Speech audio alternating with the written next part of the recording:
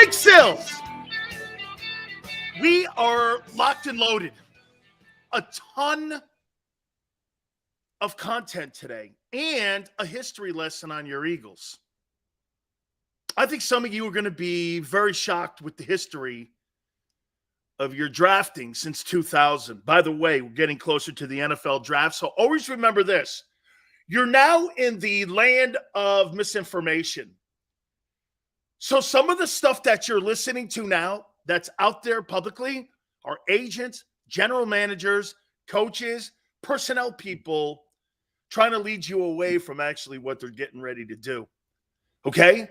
So you've got to take everything kind of with a grain of salt right now. When you hear someone go, I don't know, this guy's really falling off the board, you're like, all right, well, I don't know if he's really falling off the board. But hang in there. We're here to set you straight. By the way, I do want to expand on something I said yesterday on Jerome Brown and Jalen Carter. Always remember something when I make a comparison for you guys. It's more of a comparison. I don't know if Jalen Carter's ever going to live up to the potential that he has shown so much so far as what he did at Georgia. I don't know that. I have no idea.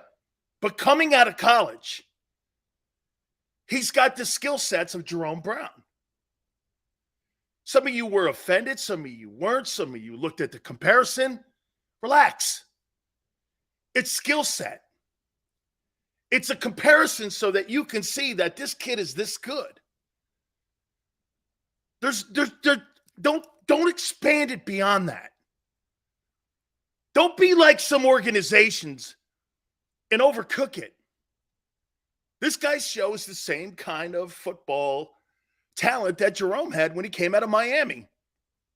And what's crazy, don't ever talk to me ever, any of you, on my Twitter page or anywhere about Jerome. You don't know him. You weren't around him. You weren't friends with him. Don't ever tell me anything about something about Jerome Brown. You don't know him. I grew up with him. I played next to him. We stayed in each other's homes. We were dear friends. There's no way in the world I would ever disrespect his memory. You know I don't. Don't act like it. It's unbecoming and stupid. Okay, just shut the hell up. You have no idea what you're talking about. I know how it ended, and I know what happened with him, Jalen Carter. Relax. That's a whole different side of the conversation. Just relax. And this is why I said yesterday, if Jerome Brown was sitting at 10, would you draft him or not? All I asked. Would you draft him? Of course you would.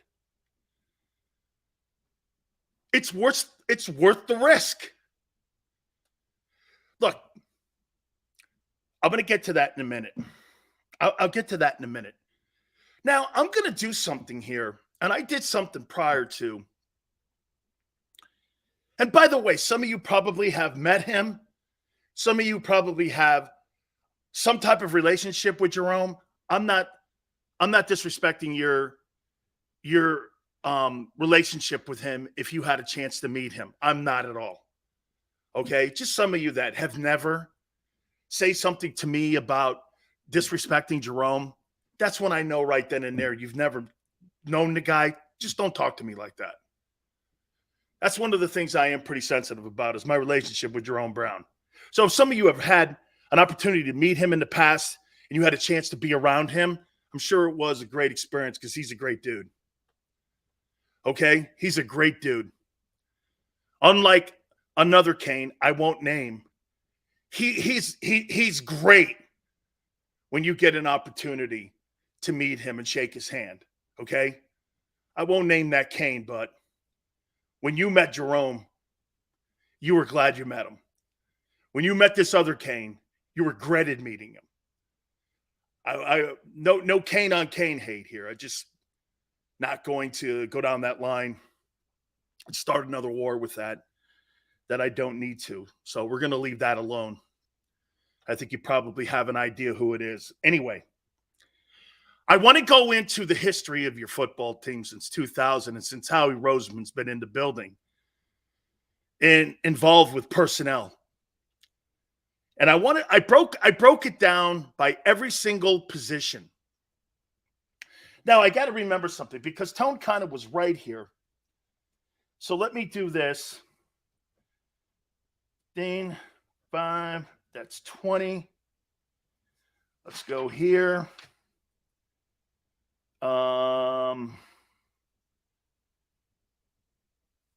Yeah, 13. Okay. So that it is the second. It is, Tone, the second if you put them all together, and I think we should put them all together here. Howie Vision. I broke down every single position that they have drafted. I didn't go by round. I went by position since 2000. What do you think is the least drafted position since 2000 in Philadelphia? What would you think?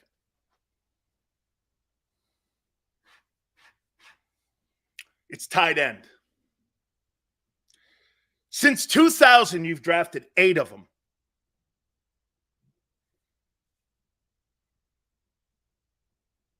The next position are quarterbacks, believe it or not.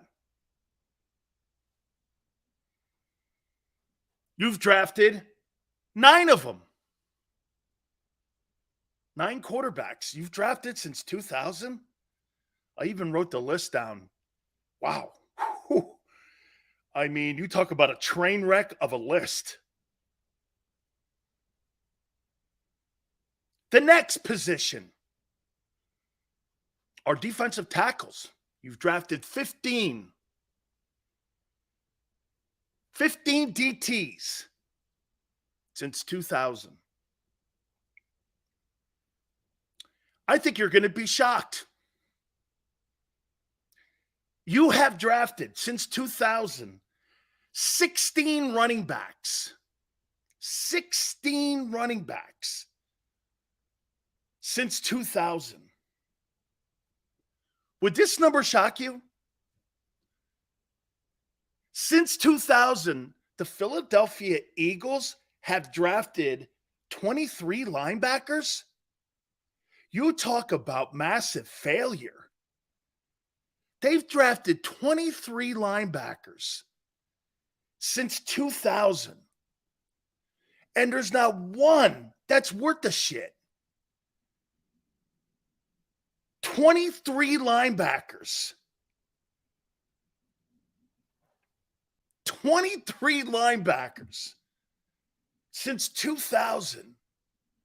Wow. Dude, you get an F for that. That's an F for a grade. 15 DTs. Because of Fletcher? C? Quarterbacks? F. No, because of Jalen. C? One guy out of 9? I'll be kind today because it's Holy Week. Tight ends? That's a pretty good position. You guys have been great at that. I'll give you a B. I'll give you a B. Tight ends, 8 of them. Over half of those guys have been great. Okay? McNabb. McNabb and what was it? McNabb was McNabb draft? What did McNabb first year? Wasn't he in like 1999 or 98?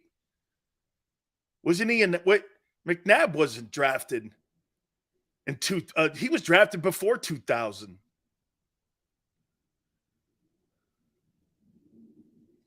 So no, it's still, I guess, a C. I guess a C. Foles? Okay, let me go on here. Your linebacking drafting has been an F. How about this one? You have drafted 24 wide receivers since 2000. 24 wide receivers. What would you give the Eagle grade for 24 wideouts since 2000? What would you give them? I'll ask you, what would you give the Eagles as a grade of 24 wide receivers? What would you say this? McNabb was not drafted in 2000, dude. What would you give the Eagle drafting for wideouts? 24 of them.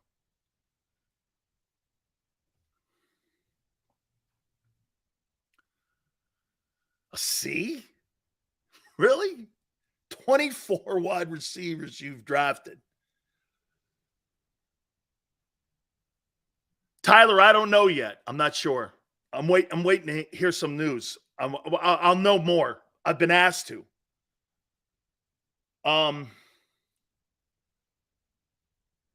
24 wide receivers. I agree. I think it's a D. Defensive ends. You've drafted 25 defensive ends since 2000. What would you give the Eagles for defensive ends as a grade? 25 of them you've drafted since 2000s. What would you do? Brandon Graham and then who?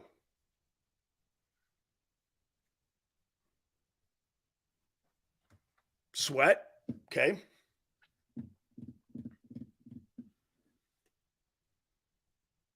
What would you give that grade? Dude, this is a lot of volume.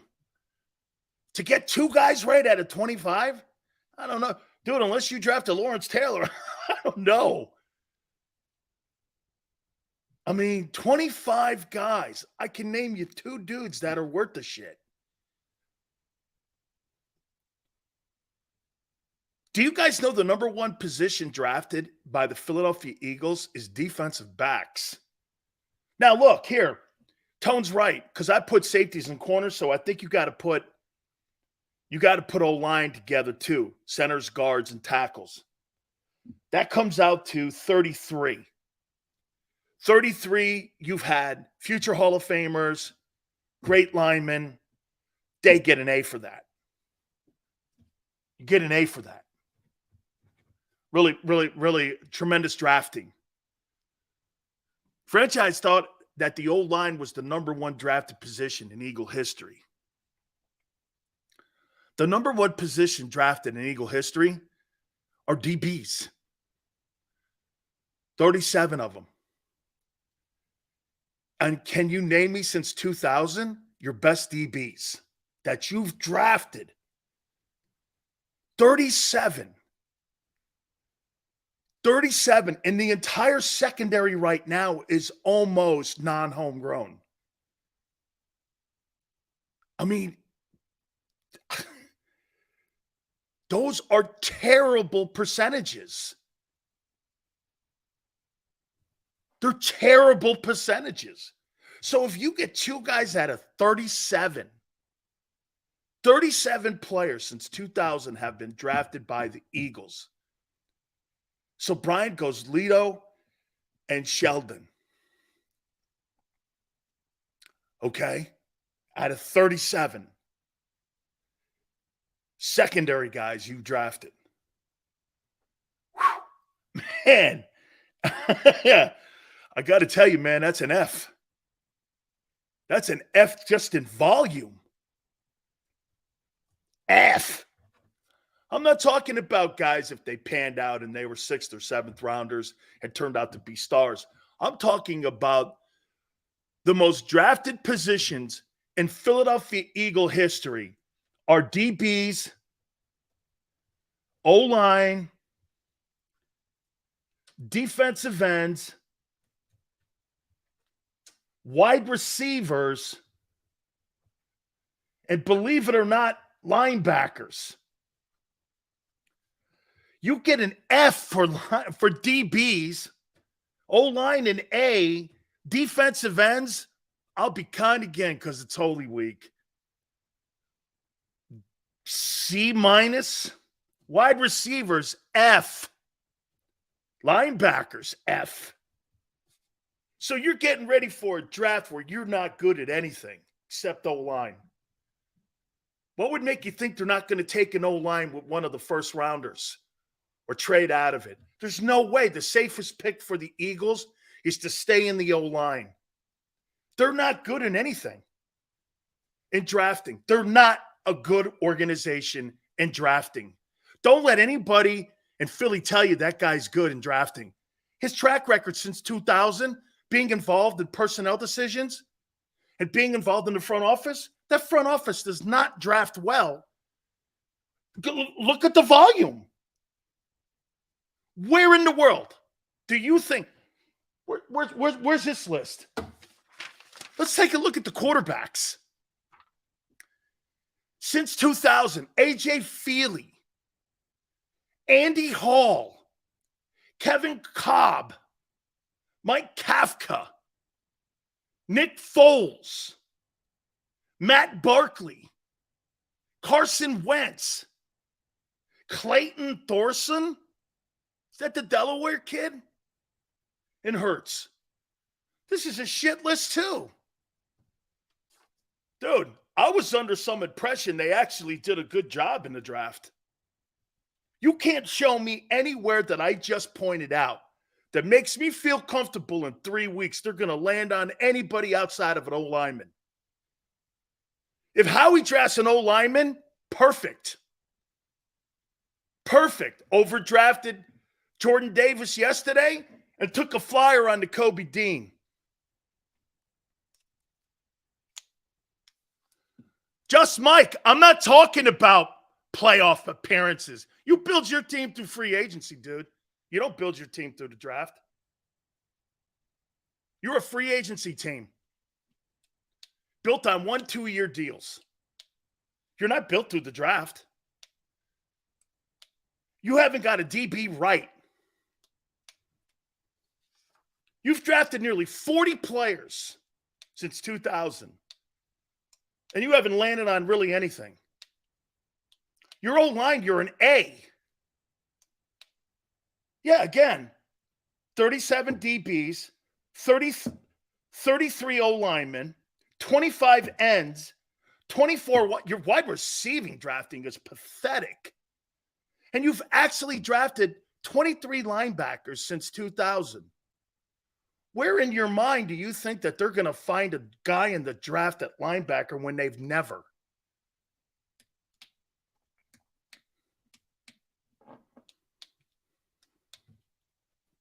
I mean, this is some – look at the and then you've only got 6 picks this year.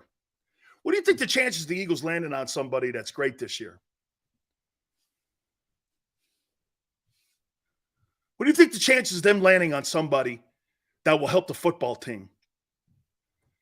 After giving you the history, dude, and by the way, this is not an opinion. This is actually what you've done in the draft. Okay? This is actually what you've done in the draft. So again, correct me if I'm wrong. I'm not even giving you an opinion here. I asked you guys the grades. Okay? This is not an opinion. This is the actions of the organization. Clint goes, the last 2 years, the draft has been excellent. You got nothing out of last year's draft, dog. What are you talking about? What player was an impact player off that draft last year? Help me out. What are you talking about? How do you know that? They haven't even played. One guy was overdrafted massive. Well, not massively. What are you talking about? That's a perception that Clint has. It's not true. Cam Jurgens didn't play. Shit, the only guy that was truly a guy that you got anything out of was the backup tight end.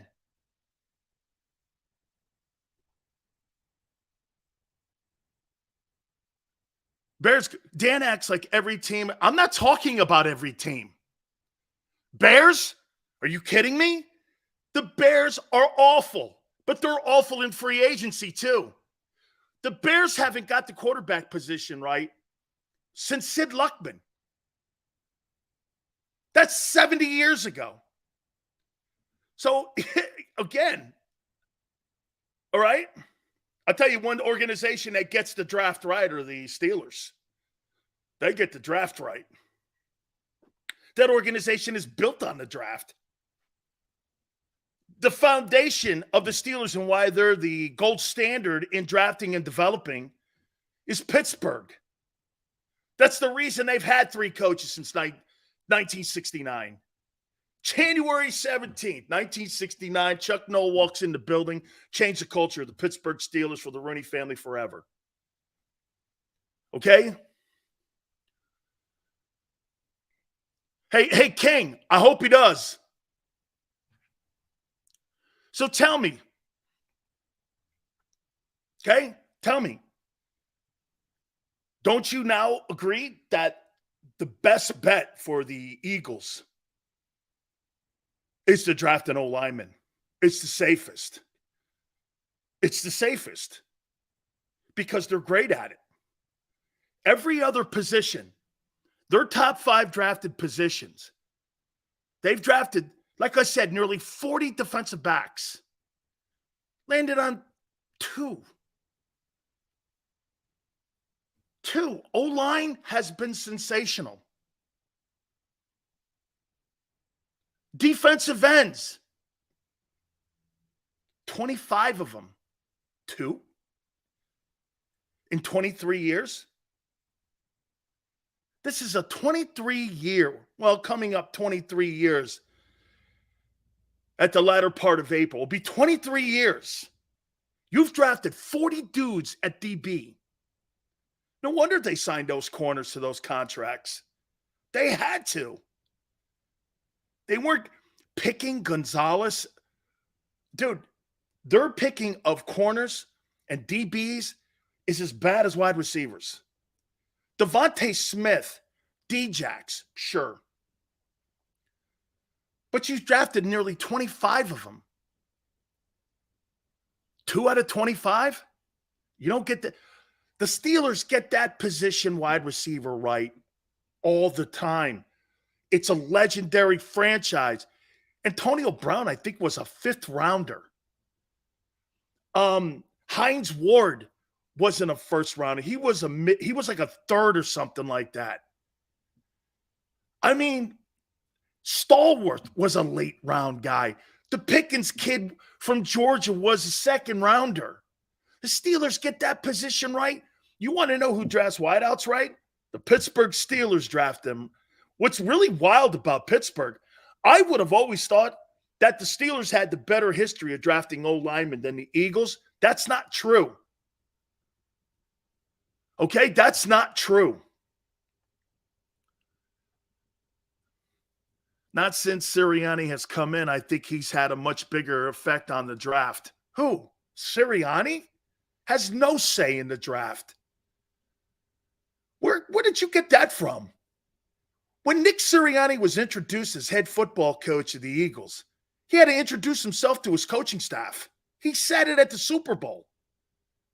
What are you talking about? Half the staff was put in place before he even got the job. Vet goes, yeah, you're right. The Steelers are rated 3rd overall in best draft since 2000. The Eagles are rated 17th. Number 1 is Baltimore. Sounds right with Ozzie. Hey, by the way, Vet, I really don't think DaCosta has done a really good job at retooling that defense on that side of the football either.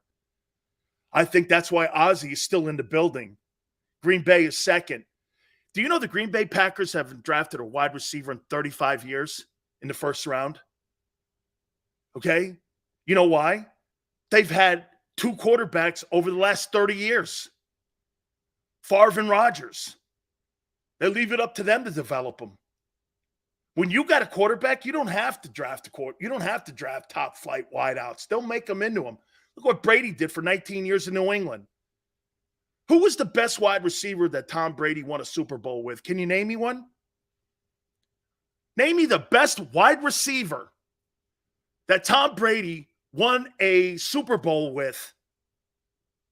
Name me one guy that was a top flight wideout in New England. Name me one. Can you?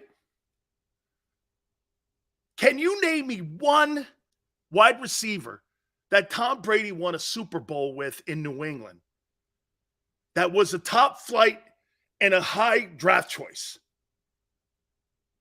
Name me one. You can't. You can't.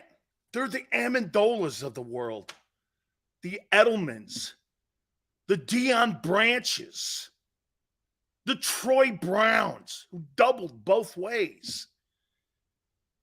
They couldn't find one guy, but they didn't need to.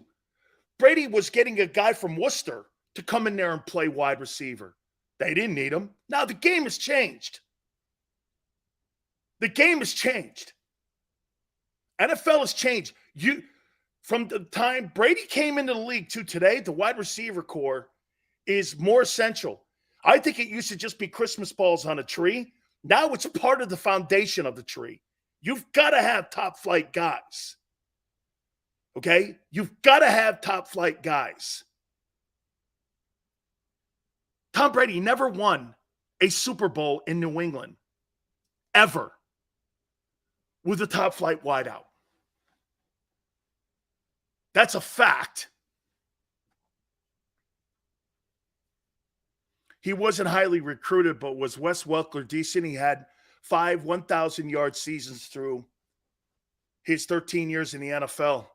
Yeah. The history of Wes Welker, he was in San Diego, then went to Miami as a special teams guy. Then his last 2 stints were with Brady and Peyton Manning. Gee, you think that had any effect on his 13-year career? He was dog shit in San Diego, and he was a special teams guy in Miami. They bring him up to New England. He goes with the GOAT, has 100-catch seasons. He wasn't a high-profile guy. And then what does he do? He's smart. He sticks with a high-profile quarterback and Peyton Manning. You're damn right. He knew. You think Wes Welker's putting numbers up with Ryan Tannehill? He ain't doing that. Dude, these guys, these big-time wideouts that you pay $25 million to, it's a joke, unless it's a Justin Jefferson or an A.J. Brown. DK Metcalf, I throw in there, D-Hop. But look at the price tag you got to put on him. Dude, if I'm going to go cheap, you can win. Dude, Nate, who won the Super Bowl? Juju Smith-Schuster was the top wide receiver in KC. Why? Well, Mahomes. Brady went to a team that was stacked with Mike Evans. You think Cooper Kupp was some highly sought-after kid when he came out of college? Cooper Kupp had average numbers as a wide receiver until Stafford got there and they had a decent signal caller and a decent play caller. Can't have Jeff Fisher in control of your career. This all comes down to the quarterback. You know why the wide receiving core failed in Philadelphia? Because the quarterback list sucked. Think about that. There's no coincidence. Your wide receivers have sucked so bad because your quarterback list sucks.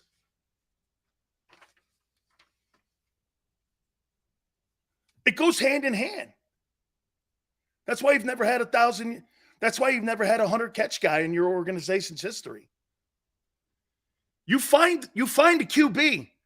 You know, Andy Reid knows this now. You know what he knows? I don't need to pay a guy $25 million. How about this luxury Kansas City has over Philadelphia?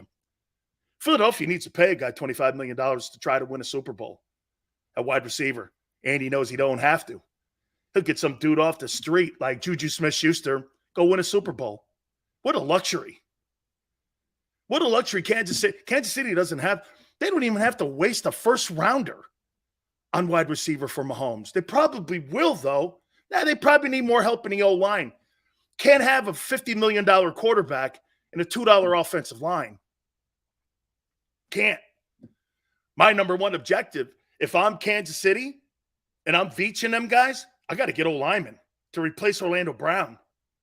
I don't give a shit about a wide receiver in Kansas City. I'll win with Juju Smith-Schuster. Shit, they could probably win with Zach Pascal. That's how they look at it now. They got rid of the greatest deep threat in the game and said, I don't care. I'm not paying that guy $25 million. And that's like what Tone says. That's a premium position. Well, when you've got D, dude, you don't need to pay it. I guarantee you Kansas City's going right down the same line that New England did for 19 years. They ain't bringing in big-time wideouts. DeAndre Hopkins is never playing in Kansas City. They ain't paying that kind of money. They don't need to. Why give that position money when you got the GOAT of the modern day right now in Mahomes? They don't need to do that. What a freaking luxury. How do you think that Eagle offense would look without AJ on it? A lot different. Eagles aren't going anywhere without AJ Brown. and that's no shade on Devontae. But get this. You guys are worried about who's going to play the third wide receiver position in an organization who doesn't draft well at the position. Kansas City doesn't even have a number 2. They don't have a number 3. They don't even have a number 1. That's because the signal caller and the head coach, they've now figured it out. Once you've got that guy, doesn't matter. It really doesn't matter in Kansas City who plays wide out. They need to get wideouts. No, they don't. They beat you with a cast-off from Pittsburgh, who when Antonio Brown left, they thought he was going to be the one. He was a good 2 in Pittsburgh. But then when he got the role of 1, he bombed.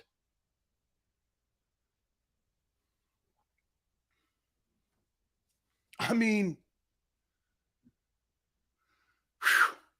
knock what off? I'm talking to you about how teams are looking at this coming draft and how the Eagles, when you look at their drafting since 2000, outside of O-line, wow. You hit Mulata in the 7th. Yes. Kelsey, 6th round. Right. I get it. But the team is not built around the draft. 23 linebackers? Can you name one that was really a great all-pro? Out of 23 guys. Shit, the team that had last year, you had 2 free agents. Unrestricted UFA was TJ Edwards, which basically means he fell into your lap. The defensive back conversation, dude, you guys really want to take and think that you think you're going to trust the Eagle organization in drafting a DB when they've drafted nearly 40 guys in 23 years. You feel comfortable with that. Good luck, man. That's not good trends. That's why, again, O-line, trade out of 10. If the desired players aren't there, get out of 10. The chances of you screwing 10 up are higher than you screwing 30 up. What you're trying to do is get a starter out of this, not wishful thinking. You've got to play the averages. What gives me the best chance of success? The 10th pick or the 30th pick? Did it ever wonder why the 49ers under Bill Walsh and under all those guys who were building that dynasty back in the day were always winning Super Bowls in the NFC Championship, but they were picking down in the 30s? Why? Because they never overdrafted. They never overdrafted or overspent. They didn't have to because guys fell where they were. Do you understand as the draft gets down closer to the end of the first round, players start to align better on where their real value is? If KC loses Kelsey, they have no one. Travis is their number 1. He goes down, KC loses. Okay. Well, tight end has become a major focal point, vet. It's become a major focal point in the NFL. Wide receiving core is not a major priority in Kansas City. You've got to be functional and a good player. You don't have to be exceptional because the quarterback is exceptional. He's exceptional. Howie thinks first round should be steals. I do too. Actually, parlay. I think first rounders, I think they should be starters. I'm drafting in the first round to try to find starters. If they happen to turn into Pro Bowlers, cherry on top of the cake. Cherry on top of the cake. Look at what Jesus says. We have way more talent than Kansas City. You do, except for the coach and the quarterback. Tight end's better, but yours is really good. They have a better defensive tackle than you. That's it. Why didn't you beat them? The best chance of success is Robinson at 10. This also helps Hurts, as you say. Dual threat. I like that, Marshall. We're going to get to the topic here in a minute. And the best tight end in the game. Okay. So they got 3 players. They got 2 players. So you're trying to tell me then, Jeremiah, the Chiefs beat you with 2 players with all your talent? That's an underachieving Super Bowl then. And you lost two starters now coming back. They can lose anybody. As long as they don't lose Mahomes and Travis Kelce, they're going to beat everybody. So wait a minute. Those 2 guys beat the Eagles. Okay? That's what you're saying, Jeremiah. You got more talent than KC, but yet you couldn't stop him in the second half. And you couldn't you couldn't hang with him in the second half. That's what happened. Patriots need a cornerback.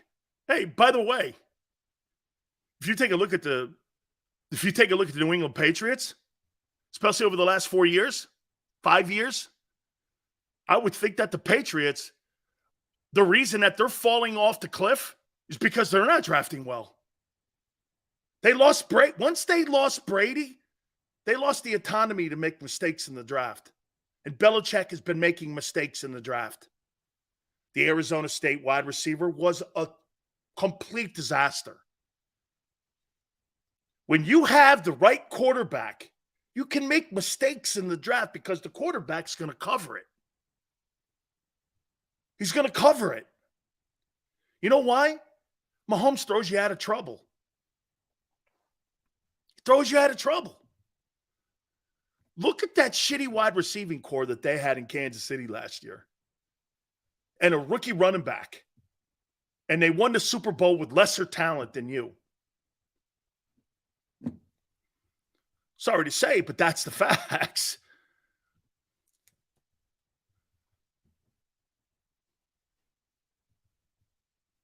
I'm watching 1 minute where, like, let's take Sub-Zero from. I'm not sure what that means. I can't. Jalen was exceptional in the Super Bowl.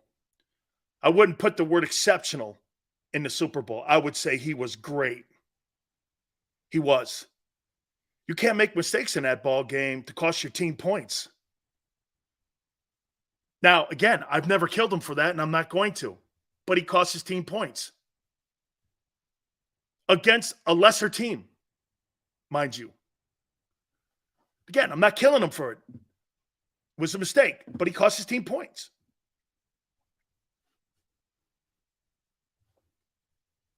How many quarterbacks outside of Burrow and Mahomes can throw you out of trouble? I think the guy in Buffalo can. I think the guy in Los Angeles can.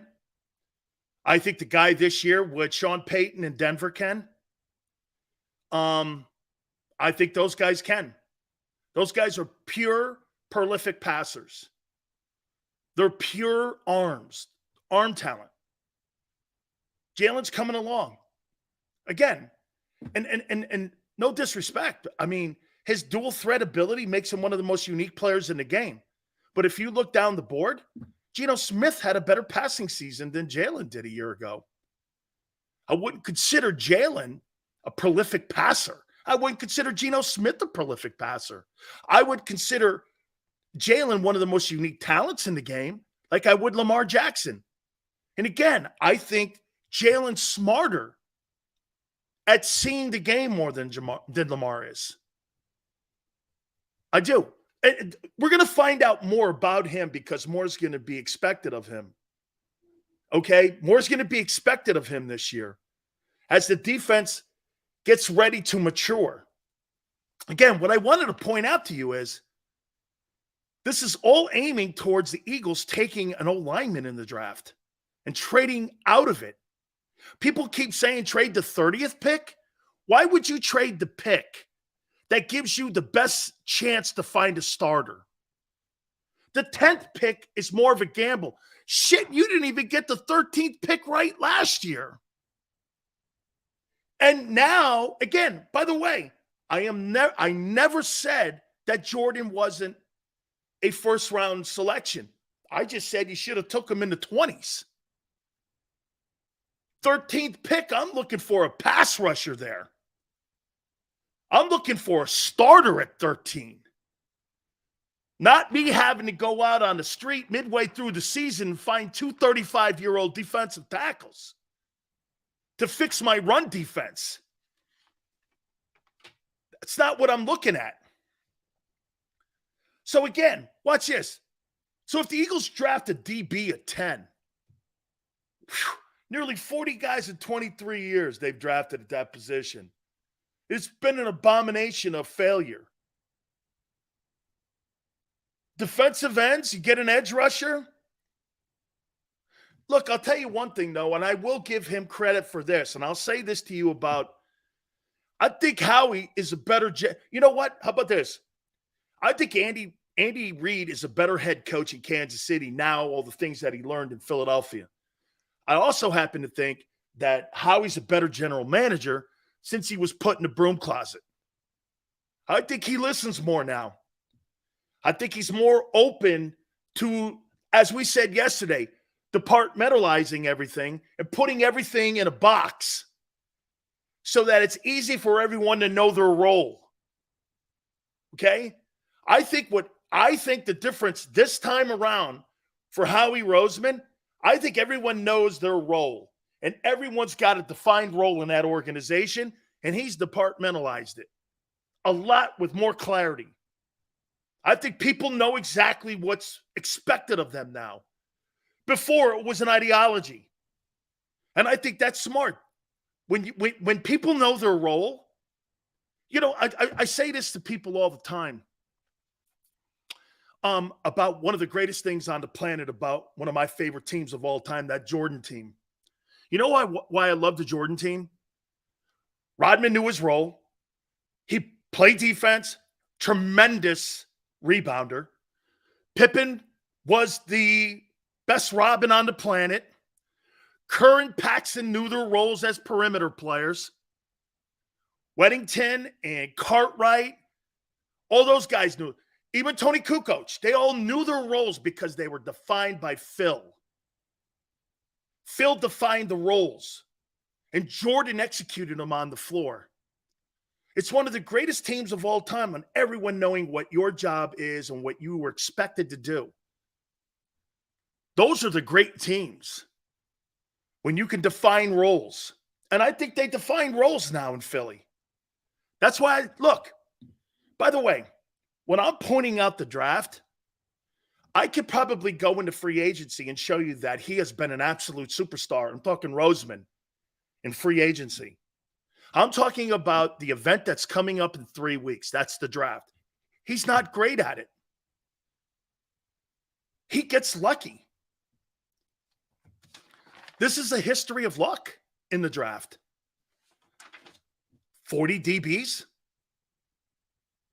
I'm expecting them to draft a really great player. When have they ever? I'm expecting them to draft a great O-lineman. That I am.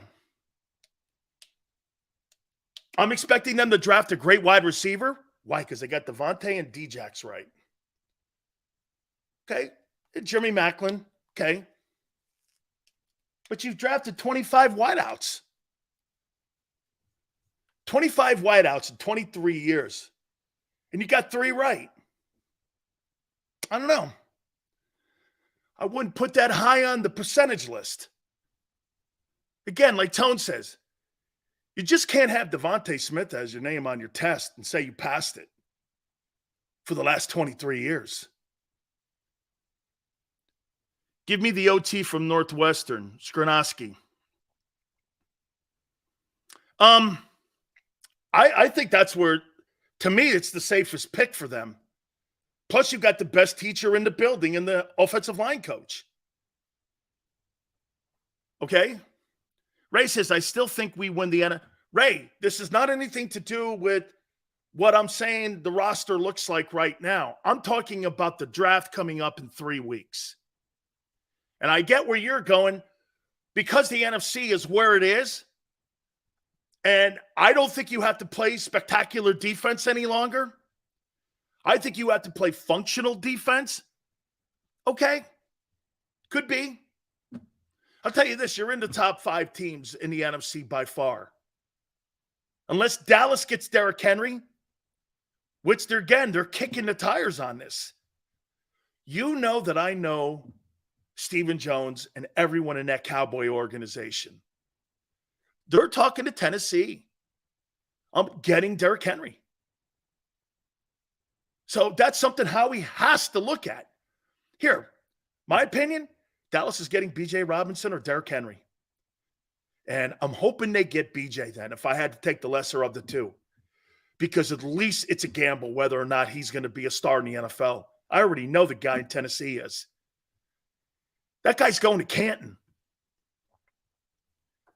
That guy's going to Canton. Okay? He's going to Canton. He's 28. He had 1,500 yards. People go, well, this guy's running out of... No, he's not. With better talent around him?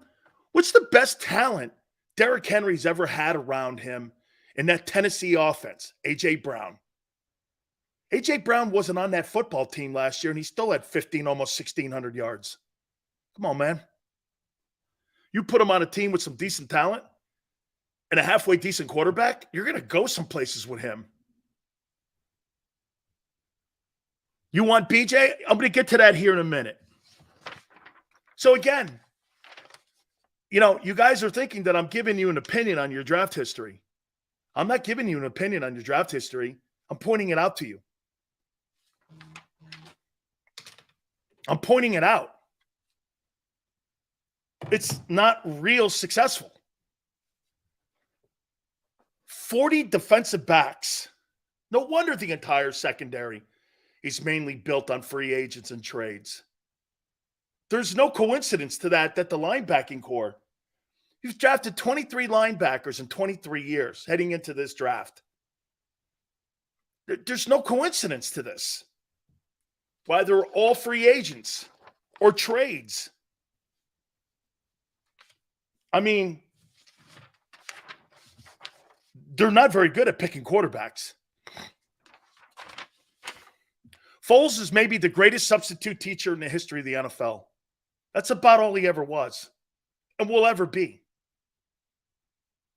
Hurts may save this list. Wentz was a bomb. Barkley and Kafka and Cobb and who's Andy Hall? Who's Clayton Thorson? And some go, well, still, some of these are latter round picks. Let's see. Cobb was a second rounder. Foles was a third. Wentz was the second pick in the draft. Andy Hall was a sixth rounder. So was Brady. All right.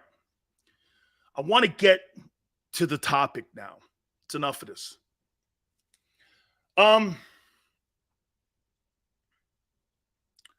I got 2 players. And I'm going to take it with the notion that the 10th pick he's going to be the pick that everyone so wants to use instead of the 30th. The 30th gives you more chance of success in finding a starter. Unfortunately, people, because they see the 10th pick, it's more of a value pick. Yeah, it's a value pick to build your team and get more draft choices. Most people look at the 30th pick and see what? Top of the second.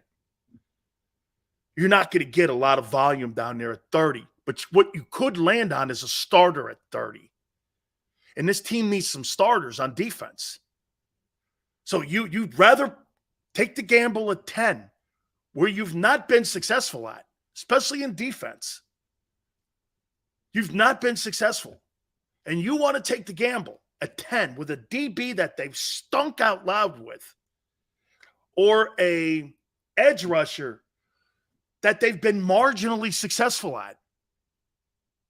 They overdrafted a defensive lineman a year ago. This shows you their trend. This is the behavior of the team. This is their operation. This is how they see things. This is 3 decades of how they draft. This is not an opinion.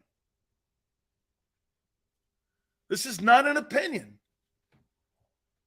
This is who all you have to do is go and add them up. Anyone can do it. So again, I'm going to ask this topic. I think there's 2 players at 10 that can help your football team today. Tone said this the other day. Hey, man, if I get 5 years out of you and you blow your knee out or something happens and you win a Super Bowl, it's worth the investment. I got 2 guys here. What player will help the Eagles most?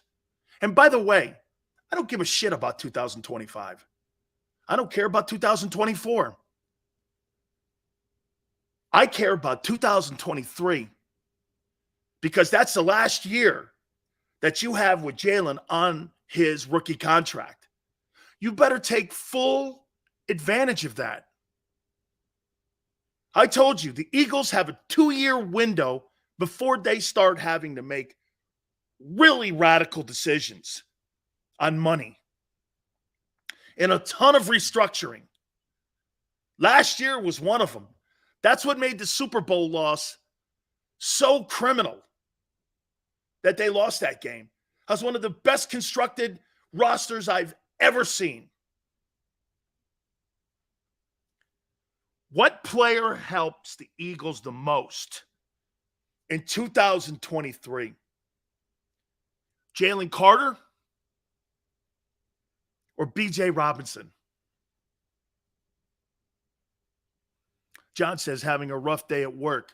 Chin up, brother. Chin up, please. Just showing appreciation for your content. Go get BJ. Let's outscore teams. I like it. I like it. I like it, John. Who helps your team today? Bijan Robinson or Carter? The Eagles need to be right at 10 if they're going to stay at 10. Dude, anybody else, if these 2 players are not there, I'm out. I'm out at 10, and I go to the highest bidder. I go to the highest bidder. Who wants the 10th pick? I'll take first rounders, and I'll take second and thirds. CZ says Carter. Based on the 2023 season, Carter. Jason, Will Anderson and Jalen Carter are the 2 best players in this draft. They're the 2 best players in this draft. Okay? Hey, Ray, Cansey at 30. Okay? That's a value pick, not a 10. I'm not taking the kid from Pitt at 10. Carter is the most talented with questions. BJ is solid all around. Let me tell you this. Lat Inferno. Let me say this to you. I want Jalen Hurts to play 10 years. Do you know what the reports are with Jalen Hurts now? Get this. Here's the reports. Peter King told me this morning. You want to hear? Should I tell you guys what Clutch Sports is doing with the Eagles? Or should I save that for the top? I think I'll save that for the top. Remind me, please. I'll tell you what Clutch is doing. Hurts. Contract. Top. And I talked to the agent of the other player about coming on, so you're going to know what – I already know what Hurts' contract looks like. I got a template of the one that they're going to try to emulate without the numbers. I don't know this one particular player's numbers, but I got the template. I already know what Hurts' contract looks like. I don't know the money. I don't want to put that out there, but I know what the framework is. Let me finish this topic up here first.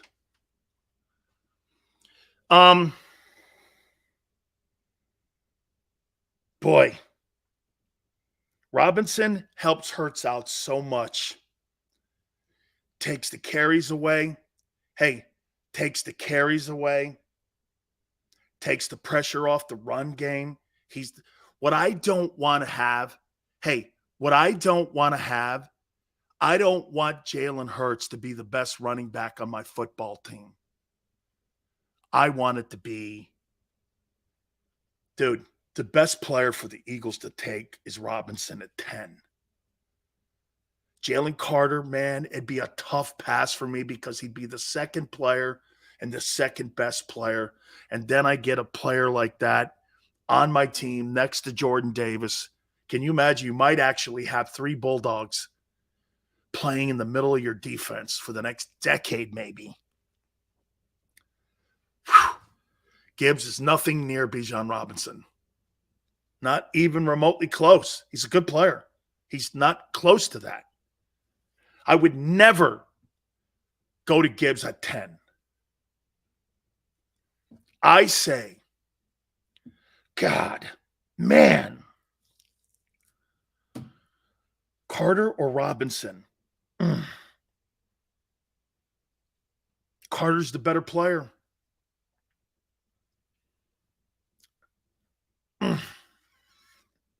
Man, I thought about I'm coming on the air, I'm still struggling with it. I'm still struggling with it. Carter or Robinson at 10? What's the best for the team? Who makes the biggest impact in 2023? If I had both these guys, no one else matters. I don't give a shit about those DBs and safeties and old linemen. If I got these 2 guys to choose from, and then I got people in my ear going, I'll give you first rounder. Would you take these 2 players or would you take the picks? For me to trade out of that, and those 2 players are there, you'd have to give me a first rounder. If Carter and Robinson are at 10, and a team comes to me and says, I'll give you a 1 next year for him, for that pick, I'd be like, I want a 1, 2, and 3. And I want the 2 and 3 in this year's draft. I'll take the 1 next year.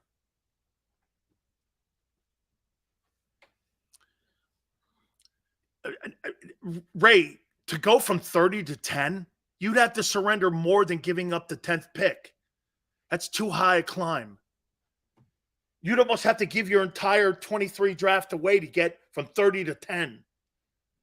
And you would have to probably give up the 10th pick is the volume pick and the pricey pick. And it's the highest game. The Eagles can't miss. They can't miss at 10. You're in a position now. I don't think you get it. because the quarterback has to be paid. You have to be like Kansas City and get all those great young rookie players starting.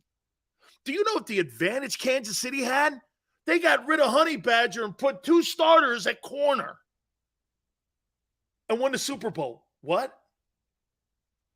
Tease, thank you.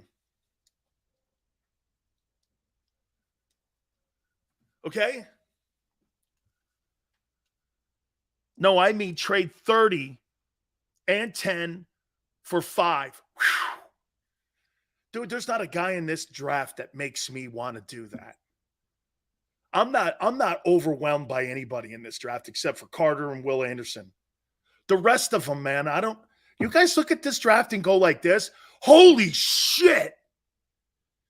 Man, this thing is loaded.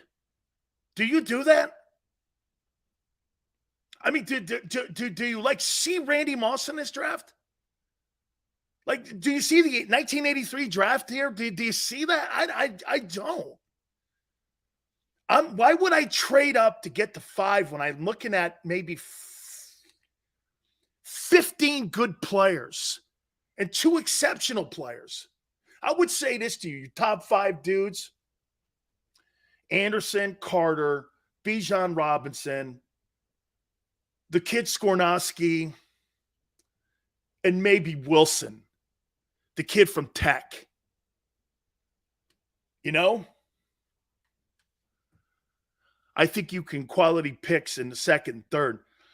Shepard, what you're doing in the 2nd and 3rd, and by the way, I'll tell you guys, the guy that I was schooled for the draft, there was a guy by the name of Ken Herrick and Ron Wolf and Jimmy Johnson and Bob Ackles. Those guys, I got a chance to sit in draft rooms and watch those guys, and Al Davis and all those guys work. I got a chance to sit in the Raider draft for like 4 years. And I watched Ken Herrick and Ron Wolf work in that room with Morris Bradshaw. And I watched how they evaluated and how they manipulated a board. And then I watched Jimmy do it. And Jimmy always looked at – have you guys ever seen the Jimmy Johnson value chart that he developed that every team uses today? We're going to have Jimmy on we always have him on during draft week. And he's got a draft chart. He's got a value pick. You know why he never fails in the draft? Because he goes by value. What's the best value pick for my team? He doesn't give it's Holy Week. He doesn't give a shit what your name is on the back of your jersey. He doesn't care what school you went to. Are you a value pick? Jalen Carter, 10, and the running back out of Pittsburgh, 30. No way. Not interested at all in that kid. I think he's better than – okay, well, again, Eagle Way, we'll find out soon when he gets into the league. I didn't see that. Now, I would say this to you, Eagle Way. The school that you're in, Curtis Martins of the world, LaShawn McCoys, Tony Dorsett's, the guys that have come out of that program, Pitt's an exceptionally talented, rich history in having talented kids come out of that program. So you're in the right Pennsylvania school. Pittsburgh is the best talent for the NFL between Penn State and Pittsburgh. Penn State wins more games and more notable games, but Pitt is the NFL factory. Penn State, not so much. Pittsburgh has had legend. If you put an all-time Pitt team together versus an all-time Penn State team, it wouldn't be close of Hall of Famers. Wouldn't be close. Grimm, Freilich, go down the list. Marino, Dorsett, the guy who played wide receiver in Arizona, Dolman, Hugh Green, Ricky Jackson, Tony Saraguso. I mean, Pittsburgh has put together some of the greatest players in the history of the sport. Darrelle Revis, Aaron Donald. Pitt is a better machine for the NFL than Penn State. Do you see Carter getting passed by Seattle? I think Seattle's going to go quarterback. I think they signed Geno to a 2-year contract, and I think they're going to take a quarterback there. Watson, okay, I'll take Pitt's NFL guys. There's not a guy you could name from Penn State that I couldn't beat you with from Pitt. No one. No one. Oh, hey, I'm sorry about that, guys. You know what's funny? Tone, I can't answer this question yet.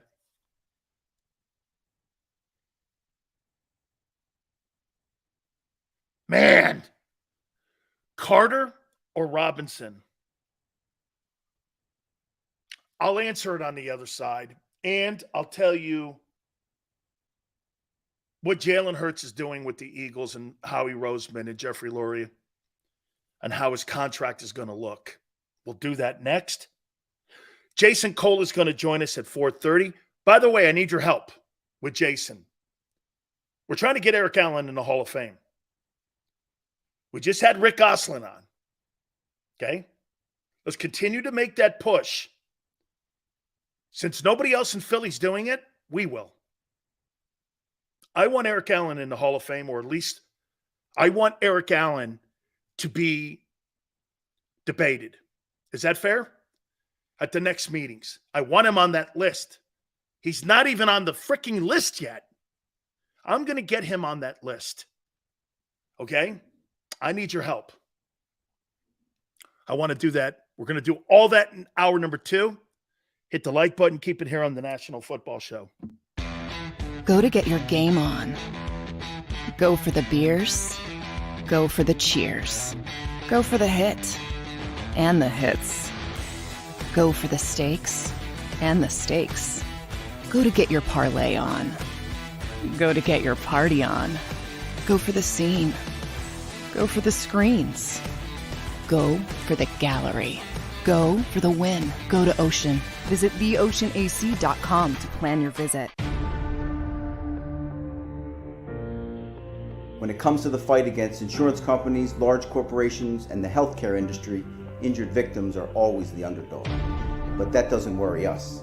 At Messa & Associates, we're an injury law firm from Philadelphia, and we come to fight. Our clients know that they've got representation with a chip on its shoulder, and it's the same chip that makes Philly the toughest city in the country. Call 215-568-3500 or visit us online at messalaw.com. Messa & Associates, the toughest injury firm in Philadelphia. Heading down the shore, have a ball once more. Here, imaginations run wild and time stands still. Because here, you can find the best of the Jersey Shore, all on one 5-mile island. So leave the old you behind and get lost in the woods. Wild, wild, wildwood days.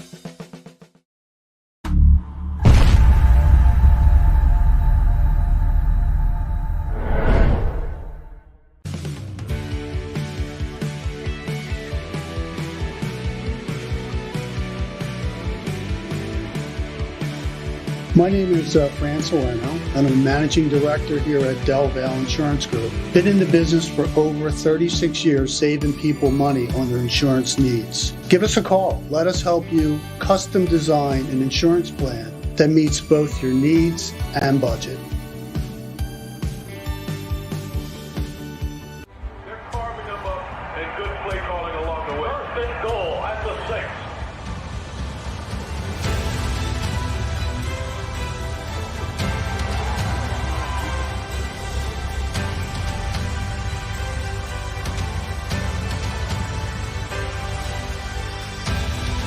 On the field of life, First Trust Bank is there for you.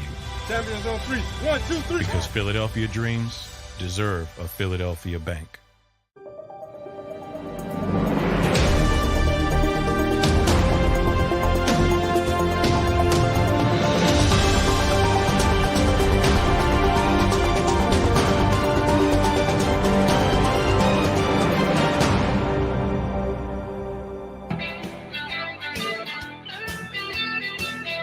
Big Stills National Football Show. By the way, I have the top 20 defensive players that are going to be in the April draft.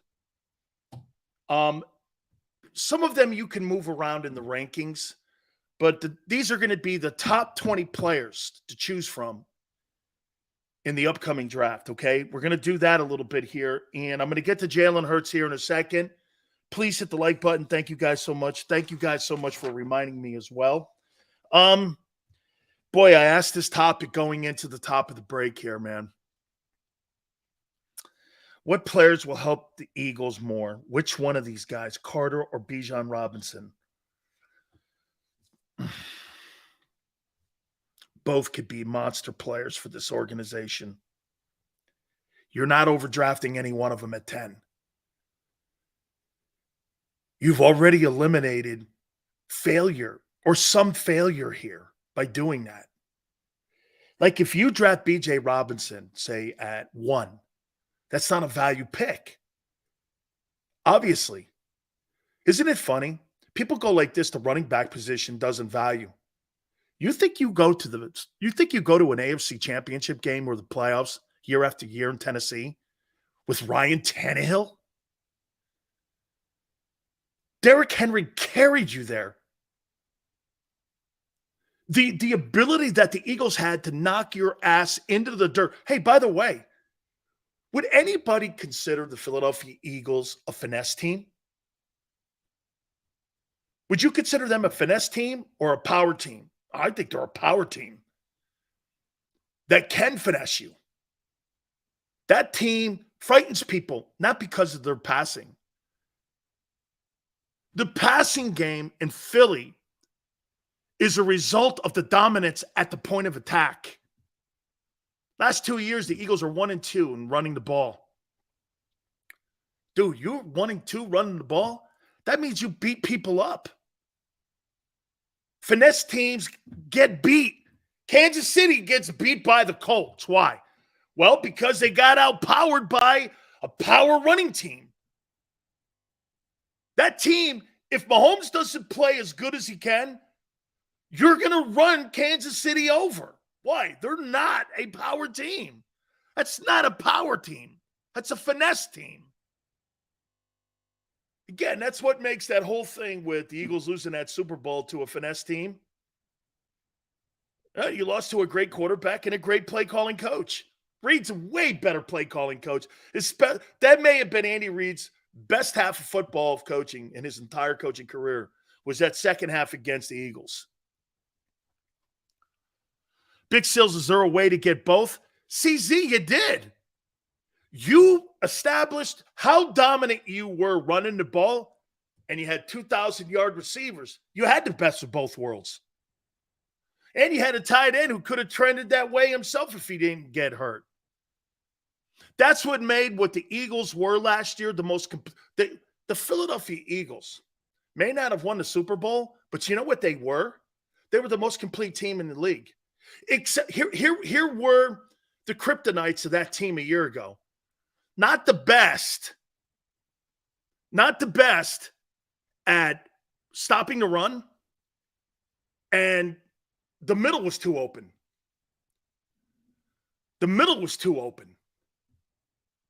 Okay?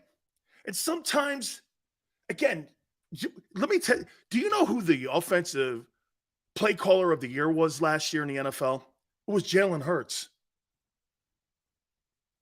Jalen Hurts was the number one play caller last year. You don't actually think Shane Steichen was the play caller.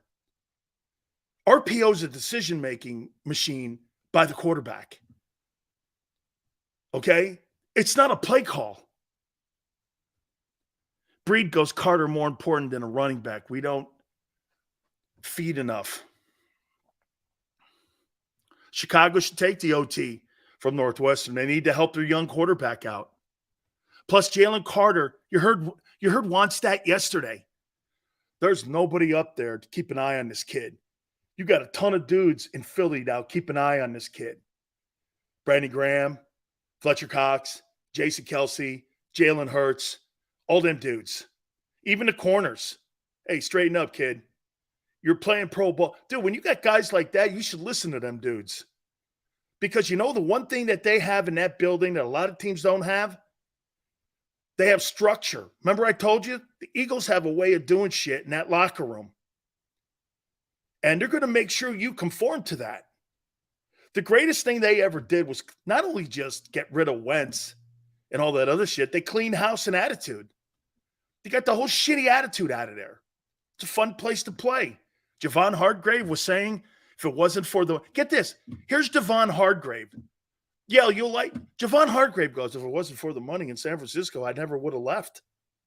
Dude, you want to hear that? Because then players that become free agents go, okay, well, I'll play there. They'll give me less money. I'll go play there. Really that cool? Players talk, agents talk. Hey, Philly's a place to go and play now. Philly's a place that, players want to go and have an opportunity. Nobody likes going to a place where you got a total dick in the building like Belichick. Nobody likes that. The only reason you tolerate that is why? You're winning. And Brady's in the room to buffer it. Hey, this is what he means. Remember I told you yesterday, between Greg Popovich and Bill Belichick, they're not the best environments to go play. Then they put that shit on the chalkboard. Hey, you put your attitude at the door. Yeah, right, okay. Well, it's Duncan and Brady going, this is what he means. This is what he means. Okay? Without those two guys, look at both those coaches. They do not, the best thing Greg Popovich did, what was it, like the Olympics? It ain't his Spurs team. Well, we have the great way of winning. No, you don't now. And after Duncan left. And you couldn't connect with a modern-day player. As Tone said, well, those guys were products of the time. Funny. I think Duncan and Brady could work in today's NBA and NFL. But isn't it funny the coaches couldn't? So Brady and Duncan could play in today's NBA. You imagine Duncan in today's NBA? Who would stop him? Joel Embiid? Probably. Giannis? Okay. I got to think Duncan's still right there, though, man. Greatest power forward in the history of the sport? I got to think he's still there.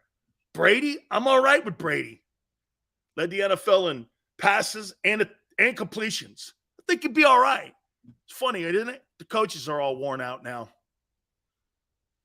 Okay, here we go. I got to pick one. What player would make the biggest impact on the Philadelphia Eagles in 2023? God.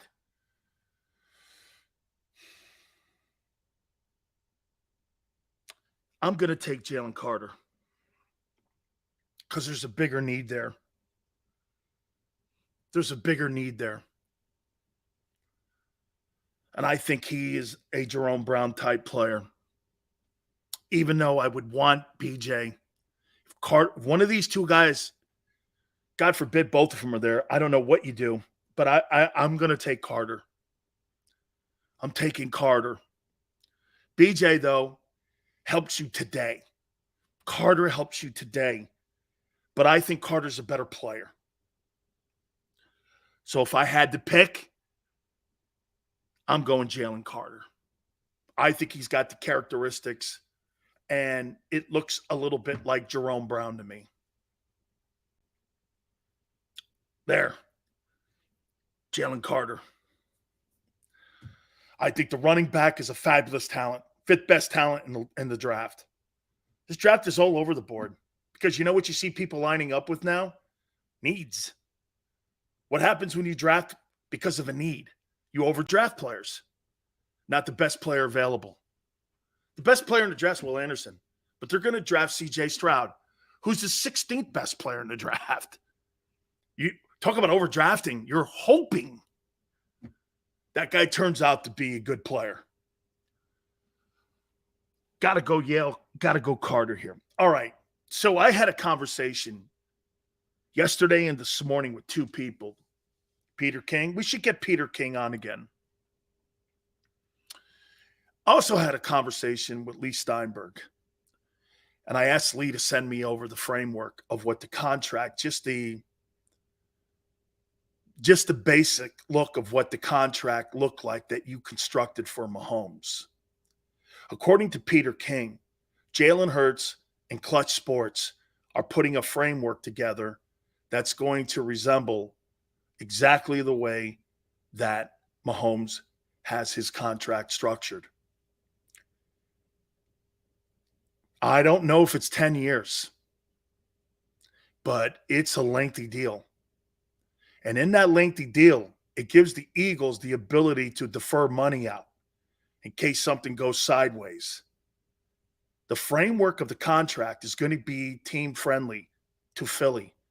Jalen Hurts is giving Philadelphia a framework that's team friendly for them to constantly restructure and to give them off ramps that Mahomes has.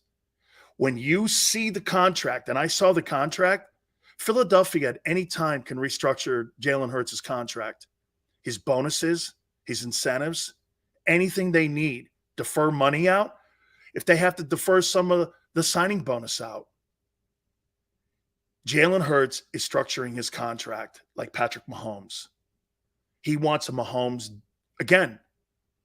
Now, what's the side for clutch? The money. Which means this. Every single time they restructure the contract for Mahomes, okay? Every time they restructure that contract for Mahomes, what they do, that's more guaranteed money. That's more guaranteed money in his pocket. And because you're working with the team, Lee Steinberg said he never in a million years would have got that $500 million deal done if Kansas City didn't have the ability to be able to maneuver around the contract. Look at all the players that Kansas City's lost over the last 3 years since they put that deal together. I think 2 years ago, the deal finally escalated, and the escalators went. By the way, the escalators are going to be team-friendly as well. Okay? They're going to be team-friendly as well, the escalators. Jalen Hurts is not giving you a hometown discount, but what he is doing is giving Philadelphia a structured contract that's going to be team-friendly, the same way Mahomes has a contract constructed with Kansas City.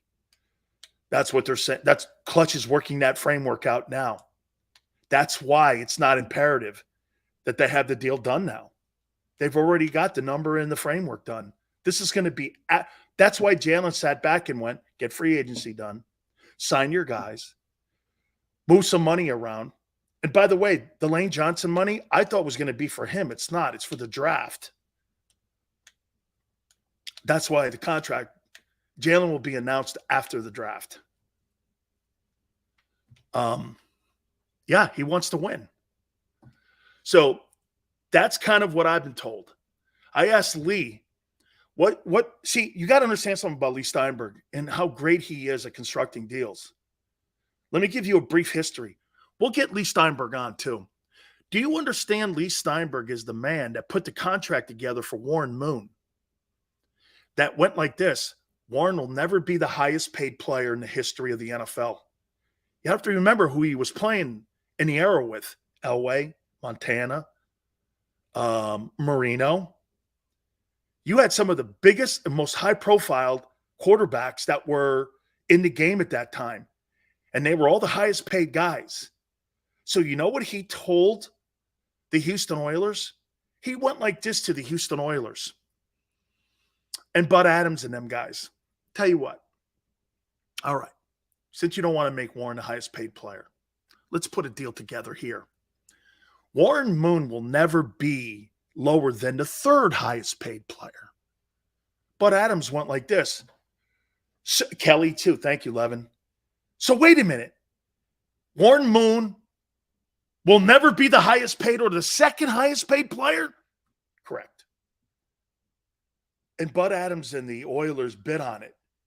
But you know what they ended up doing? Every single year, Moon's contract was renegotiated. Why?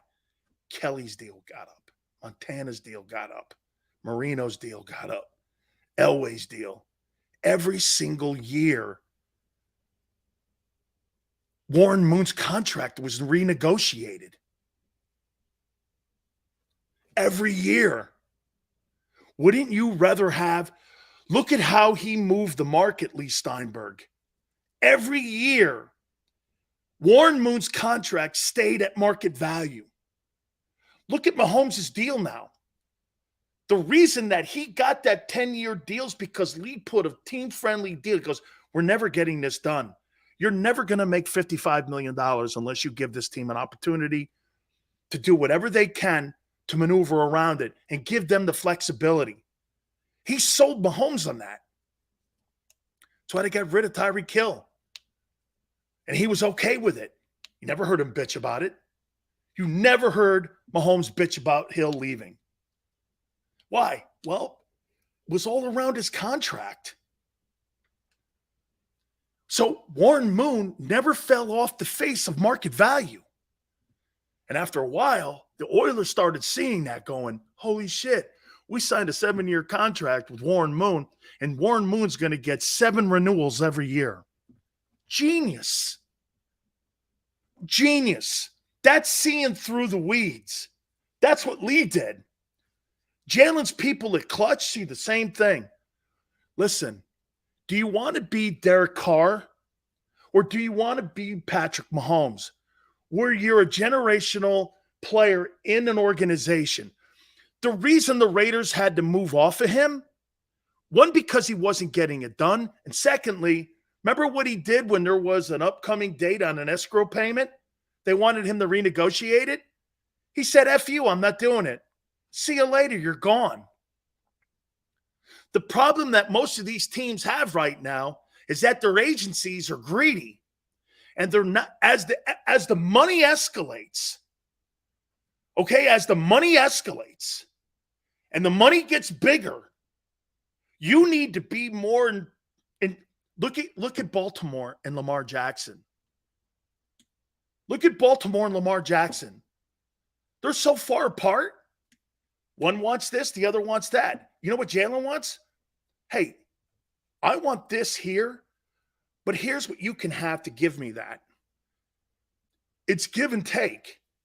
Okay, you want $50 million? What are you willing to do for us for $50 million? Well, you can renegotiate my deal, my incentives, my roster bonuses. You can restructure it at any time you want. We're open to that. But there's a premium to pay for that. Well, here's $52 million. Okay. Dude, if you give the team and the Eagles and Jeffrey Lurie the ability to maneuver around the $52 million, they have to. Hey, Jalen, can we get your salary down to half 1 year? Here's upfront money. Sure. That's working with the team. That's a team-friendly deal. You guys see I learned something from Lee Steinberg today. You know what I learned something from Lee Steinberg? It's not the money. That's what holds a lot of this shit up. That's why teams hedge. That's why teams hate that Cleveland deal, because there's no structure to the deal. It's just 230. Cleveland's in a bind with him. Now, from what I'm understanding, though, Deshaun has gone back in there and put some parameters in there for the Browns. You see the Browns just restructured a contract of his, and they kind of moved some money around because he wanted to be that way too. Okay? That's right, Yale. The player wins here. The player wins because the player's playing ball with the team. You know, I used to hear you guys saying this all the time. Jalen's going to give the team a team-friendly deal. He is. He's structuring his deal the same way Mahomes is. That's exactly what you wanted to do. And again, talking to Peter King on this and talking to Lee Steinberg on this, this is where Jalen Hurts is giving. This is where he's giving the Eagles an advantage. He's giving them this. Again, before I bring Jason Cole on, because Jason knows the Warren Moon deal, okay? He's going to structure that Mahomes deal. This is why this is going to be a 7-year contract, is because it gives that team the luxury and the latitude to move in separate directions if they have to. Warren Moon was never the highest paid player in the history of the sport. But you know what Steinberg did? He told you would never be lower than third. Warren Moon had 1-year renewables for 7 years with Bud Adams and the Oilers. That's working with the team. That's why Warren had his contract redone every year. Let me bring in Jason Cole. Jason, I'm learning a little bit now on the structure of what Jalen Hurts and the team-friendly deal that he's going to give the Eagles. It's not so much the money. It's the structuring of how they did it in Kansas City. I talked to Steinberg, and Steinberg said that what they did to be able to get the $50 million in the $500 million contract is that Clark Hunt and the organization wanted to make sure that they had latitude and they had flexibility in moving around that contract, and that's what the parameters are going to be. What's your take on this? I mean, it makes some sense as you're maturing a contract, as you're maturing the quarterback. What's the advantage for the player, however? Yeah, I mean, are you going on assurances from the team, or are you getting actual some kind of guarantee along the way that he's going to make sure that it's guaranteed me along the way? I'm sorry, Jason. We need to reconnect if we can here a little bit. We're not hearing Jason. Hopefully, we can reconnect here with it. So I got bad connection. Let me call. Okay, there we go. Okay, appreciate it. Okay, let's see if we can reconnect with them as we continue here. So you guys know, that's what I'm being told, is that Jalen Hurts is giving the Philadelphia Eagles the flexibility to put a Mahomes deal together that is going to give him the ability and the Eagles an ability to be able to restructure. Now, what Jason just said, what's the player's advantage? Well, the player's advantage is the same advantage Mahomes has. Guaranteed money. Mahomes gets guaranteed money every year, and every time you get restructure, you get more money. Patrick Mahomes will have, because they restructured the contracts, because they had to flex out some money because they lost Orlando Brown. Mahomes got money off that. This is a total win for the Eagles and for the player. Okay? So Peter King, Lee Steinberg, I saw the parameters of the contract. So that's pretty amazing, actually. T says Jalen loves to win so much he wants a good team around him. That's correct. And he's making that happen. He's totally making that happen. 7 years, Ray. I think it's going to be I didn't think it's going to be over 5. This is going to be a 7-year contract. Jalen Smart, absolutely. And his roster stays competitive. That's the key to this thing. Hurts is playing Brady ball. Jalen Hurts is playing Brady ball now. Okay? He's playing Brady ball. By the way, one of the reasons we're having Jason Cole on, I need your help with Eric Allen. We're getting Eric Allen on the ballot. We are going to put Eric Allen on the ballot, okay? I'm sick and tired of not debating him. And guys like Leroy Butler and some of these other guys are making it into the Hall of Fame. We're getting him at least. How about this? He is going to be at least talked about. And Jason can make it happen. Along with Rick Gosselin, who was on this week, we're making that happen. I've talked to Jared Bell already. We are going to do that too. So let's see if we can get Jason back up here now. Jace, appreciate it. Just to recap here, the framework of the Hurts deal is going to look a lot like Mahomes' deal. Mm-hmm. I think what they're doing is playing Brady ball a little bit here, Jason, that Jalen wants to make sure that he has a competitive roster, and I think this is brilliant by the player. Well, look, there's a couple of ways to deal with that. Look, it's a good PR thing. You got to make sure you're getting some guarantee out of it. And having large cap numbers year over year, which is sort of where Mahomes is, so the team constantly has to come back to him is and renegotiate the contract is an advantage. It's a really big advantage if you're Patrick Mahomes, right? And you're one of the premier quarterbacks in the league, and you've got a great, offensive coach who's going to help you a lot, right?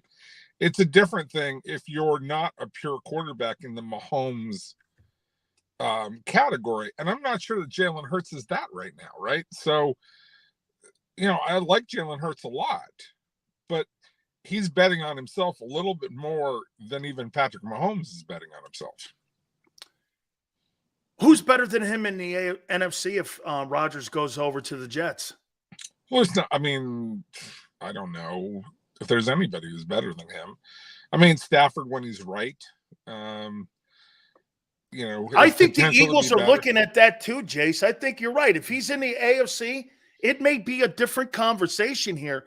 But if you're looking at the NFC right now and you don't see, Dak, Kirk Cousins, these are all like overachieving dudes that are in that side of the conference as well. And the Eagles have been.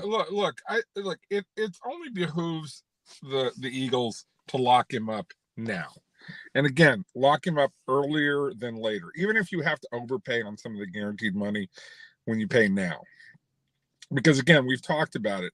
How long a career is Jalen Hurts going to have playing the way he plays? All right. It's an issue. It's an issue. And the second part of that is, can he modify the way he plays so that he can have an extended career? If you believe that, if you believe either one, if you believe that he's going to have a short career, lock him up now.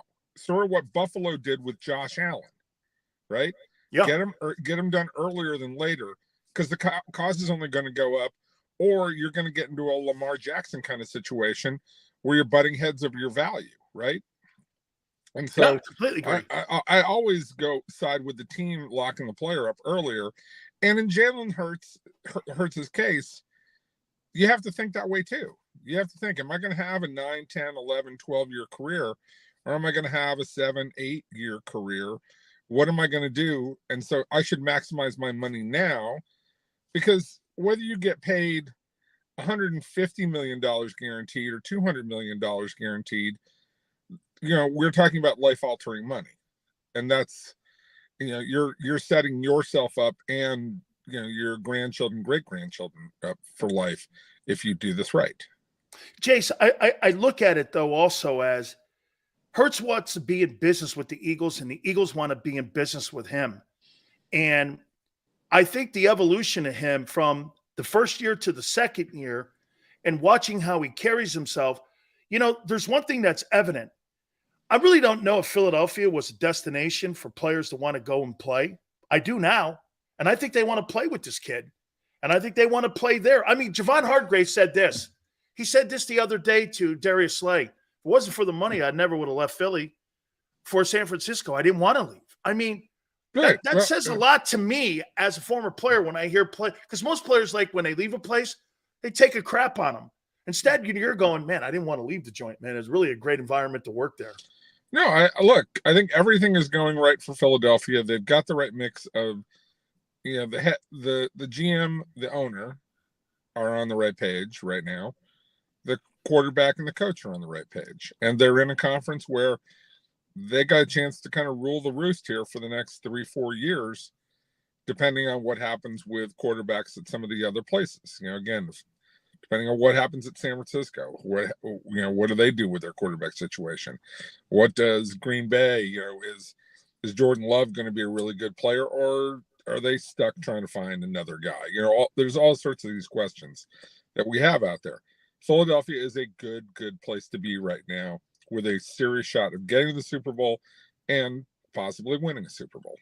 John Lynch, there's conversations out there in the grapevines with the agents that they're saying that John Lynch might be kicking the tires a little bit on Green Bay and sending, get this, it's a cap issue, obviously. What does that do for Bosa's negotiations? I don't want to have the defensive end on the 49ers, the highest paid guy, because I know I'm going sideways that way. So to me, do you make a 1-year run with Aaron Rodgers and bring him to San Francisco because the quarterback situation. Green Bay wants draft picks. They want to get out of that. Maybe you send Trey Lance up to and let Jordan Love and those two battle it out up there, and you send it to. I mean, I'm just saying. Yeah, Trey Lance. Yeah, I mean, you're spitballing. Look, if I would have been thinking about that late last season, even when Purdy was playing well. I'm still thinking Aaron Rodgers because I'm going to, kind of make a run. Well, the word was they even reached out to Ben Roethlisberger to come and play. Absolutely. You want to reach out to anybody at that situation because you didn't know what you had with Brock Purdy. And right now you don't know what you have with Brock Purdy because his arm is rehabbing, right? So you got all sorts of issues here, but you know that everything else on your team is ready. And so, yeah, if I'm them, I'm kicking the tires on this and trying to figure it out. Now, I'm mindful of the fact that Kyle Shanahan and Aaron Rodgers in the same building. Whoa. like you think he'd respect him? Yeah, I think he's going to respect him. Do I think that they're going to butt heads like crazy? Yeah, of course they are. I mean, look, that's Kyle's way. It's, Kyle is a headstrong guy. He believes in himself, which he should. I mean, he's a really terrific coach. And he's done a lot to maximize quarterbacks.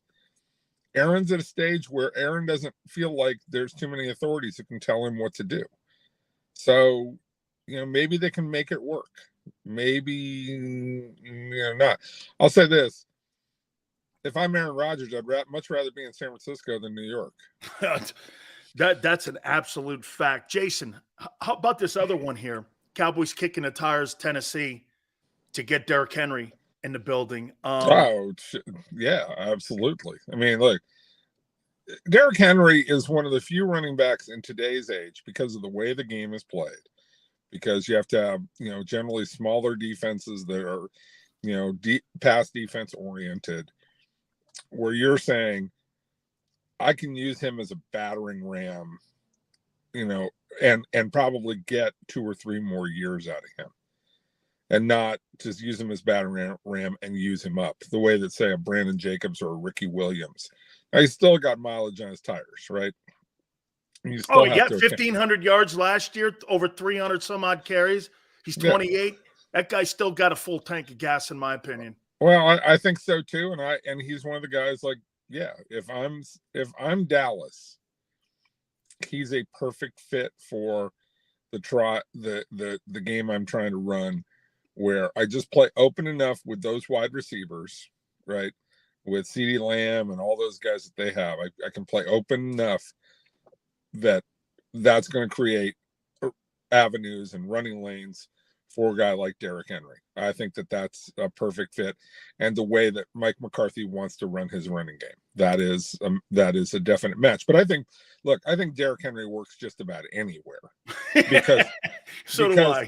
Right, because of the way that the game is played today, and surprisingly won't get used up the way that old-time running backs got used up. 2 last questions for you. Does Lamar Jackson play this year? Does he play in Baltimore or somewhere else? I think he plays in Baltimore. He plays on a 1-year deal. So he goes back to Baltimore on a $36 million deal? Who else is going to pay him? Man, what a slap in the face. I mean, look. A total failure on the gamble. No, not a total failure. I mean, look, if he wants to go back to them and get $150 to $200 million guaranteed, I'm sure he can get that. He's just not going to get the 200. This is what happens when you don't have people in your ear who tell you the truth. You live on hopes and dreams rather than this is what the market is. And this is what reality is. And it's hard to hear that, but that's what you need to hear. You got a bunch of people in your ear who are trying to get your attention to say, oh, I can go make you that money. I can get it for you. You'll make $200 million with me. You'll do it this. And you've got your mom who, look, I don't blame her for being his greatest advocate. She should be. She's done a hell of a job helping get that kid to this point and making him a star in the NFL. But this whole thing about you got to get paid more than what Deshaun Watson got paid. Sorry, that's not going to happen. And it's not because of the owners. It's because of style of play and because of, because that contract was an outlier and Cleveland was overwhelmingly desperate to get him. They had to pay him to come play in Cleveland. That's correct. Which is the opposite of what you're talking about with where you are with Jalen Hurts in Philadelphia. Absolutely. Finally here, I talked to Jared Bell. I talked to Rick Gosselin the other day about Eric Allen. I talked to some people at the Hall of Fame. Jace, how do I get Allen on a list for you guys to debate? What's the process? Well, he's already on the list. I mean, he's among the guys who's going to be whittled down. He was on the list of 25. I think, he just didn't make the list of 15 last year. Okay. So he's close.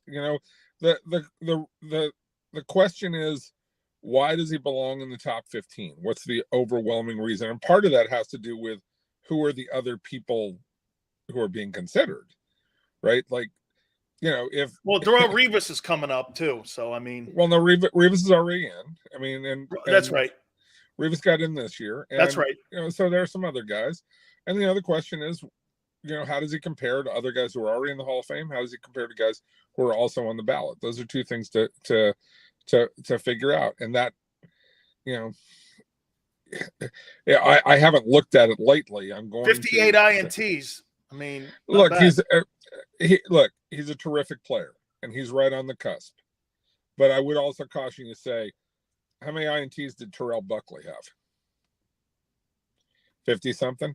Yeah. And I'm not trying to say he's Terrell Buckley, but INTs have to be measured in how did you do your job and what was it? So I don't use INTs as the only measurement. They are part of an overall look at a player. Absolutely. Jace, thank you so much, my friend. I always appreciate your time and value your time. Thank you so much. Anytime, dude. Talk to you later. Got it. That's my friend Jason Cole, Pro Football Hall of Fame voter. We appreciate him coming aboard. I want to reset something here, though, and I want to get back to you guys on what Hurts has done for you guys. And this is what I'm hearing again, okay? And I think some other people are reporting on this too, that Hurts is going to give the Eagles a Mahomes-type deal. And it's going to have a lot. And again, see, most people, when you hear a Mahomes-type deal, you actually don't know what's in the Mahomes deal. And when you go into the Mahomes deal and you start to dissect it, you see that roster bonuses, you see incentives, you see first team All-Pros, you see MVPs, divisional titles.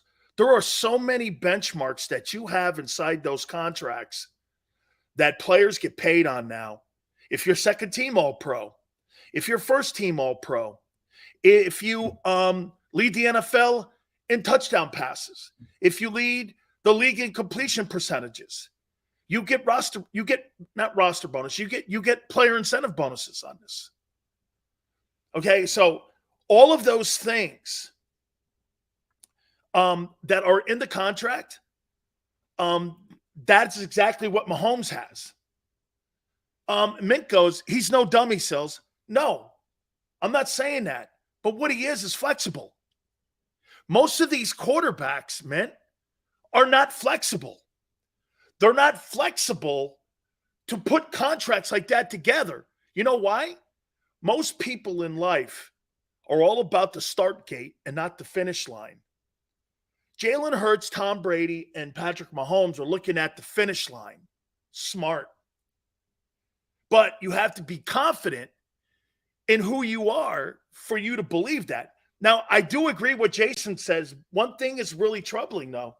Again, the style of play, if you're Clutch Sports, you've got to be cognizant of that. Okay, look, this guy here, hey, that guy up in Buffalo, he's got to do it. If I were his agent, I'd be telling him, get down, kid. Slide. Get down. Okay? Yale goes like this. Was Mahomes bonus payout for winning the Super Bowl.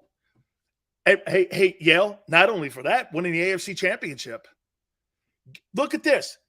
Mahomes gets a bonus for going to the AFC title game, winning the AFC title game, winning the Super Bowl, plus the money he made for the Super Bowl. That's how you put team-friendly deals together. You put all those incentives. And you know what, too? Hey, are you trying to tell me Mahomes is not gambling on himself? What's the assurance he's going to a Super Bowl again without Tyreek Hill? Don't you think there was apprehension when Tyreek Hill was traded to Miami, and all of a sudden you got incentives in there that I'm going to lead the NFL? Look at this. Look at how much Mahomes gambled on himself. Watch this. Wait a minute. I'm losing the best deep threat in the game. I got an incentive for leading the league in passing yards. I got an incentive for leading the league in touchdown passes. And I just let Hill go. Shit. What did he do? He broke records this year. He broke the all-time single-season yardage number, bonus, and he led the NFL in touchdown passes, bonus, without the kid. That's gambling on yourself. Dude, you need people to throw. He's throwing the ball to Juju Smith-Schuster. Look at how much that helps Kansas City out. He's throwing to a guy that makes $21 million less. And he's still breaking records and getting incentives and winning Super Bowls. That's investing in yourself. Jalen Hurts believes that. Now, again, the style of play, if I'm Clutch, I still think you have to get, for me, with Jalen, I would want, how about this? I would make this point. I would want more money in my guarantees, in my initial constructing of the contract, and I would want as much as Allen got.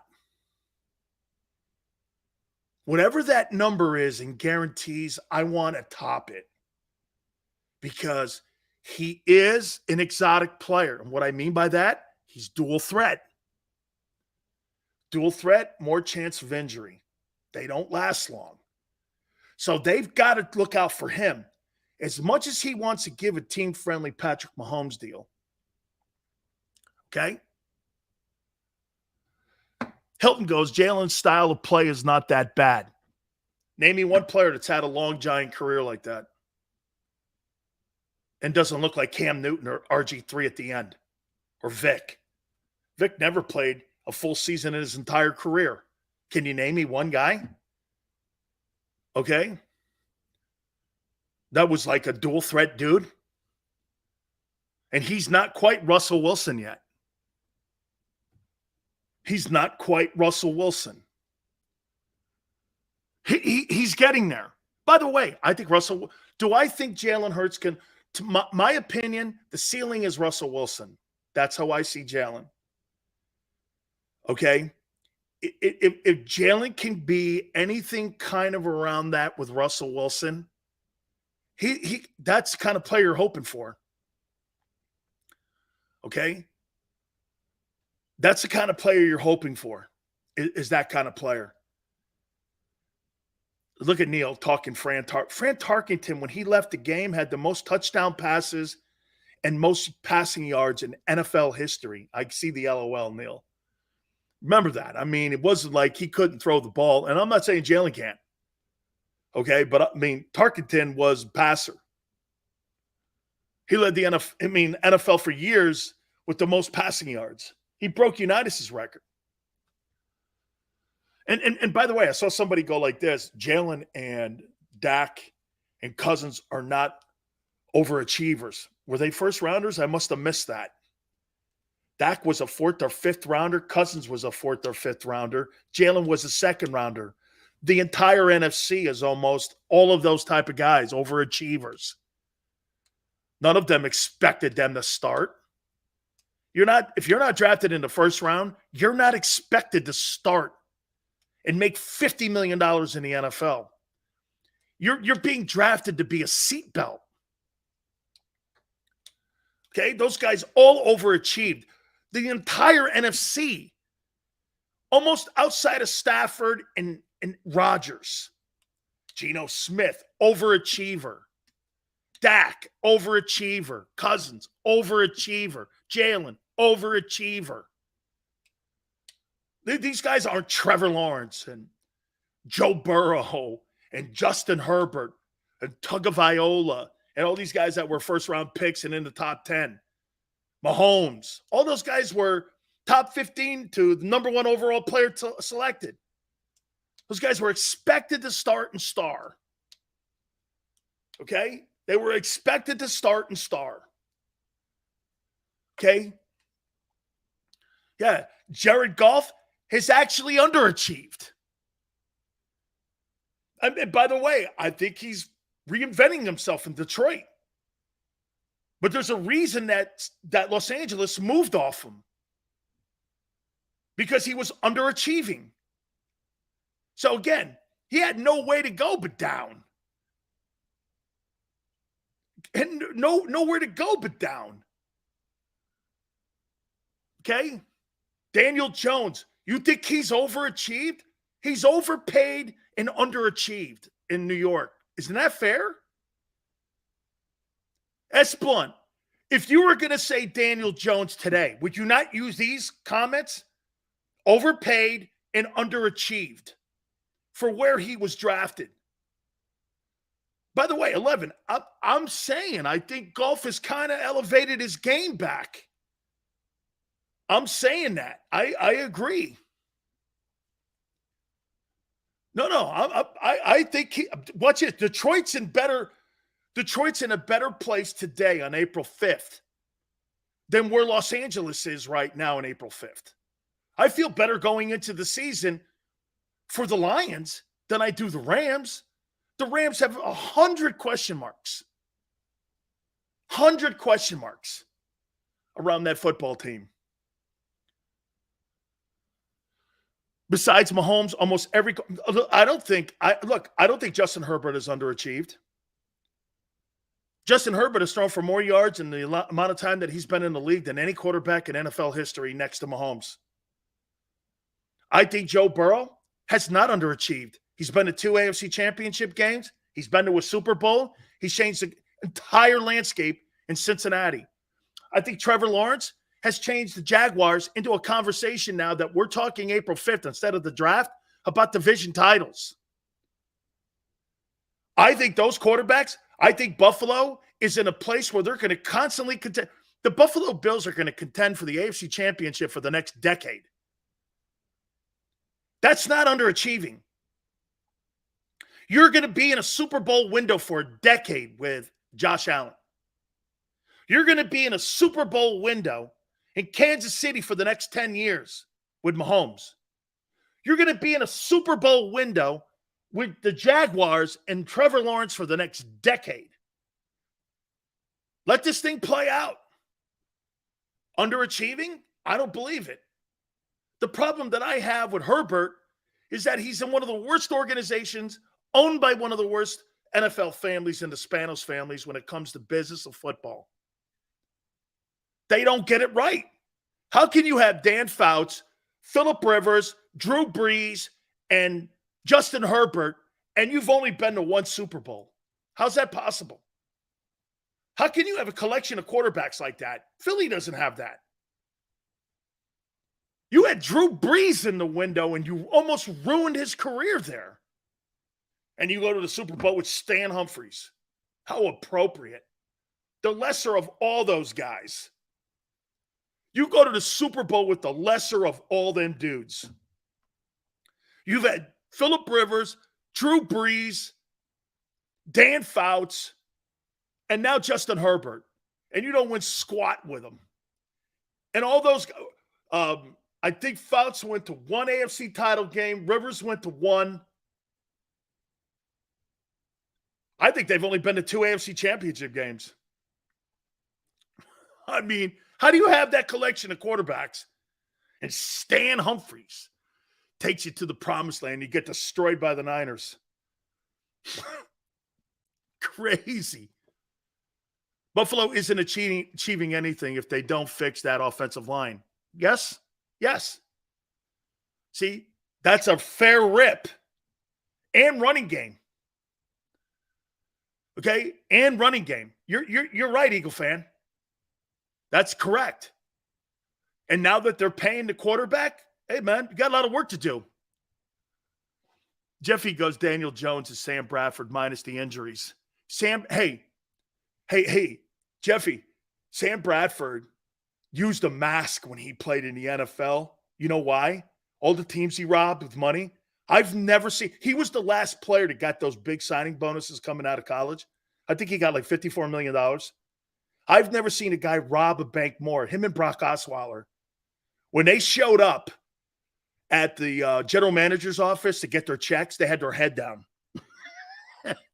Hey, and I always tell you this, man. At least Jesse James, he used a gun when he robbed a bank. These guys use bad play to rob a bank. Hey, man. Dude, Jesse James used a gun. These guys here, Brock Osweiler and Sam Bradford, I don't know, man. They didn't even have to use a gun to rob and hijack franchises. Yeah, hey, Ferno, me too, man. Can you imagine getting $100 million and you give 5% of that?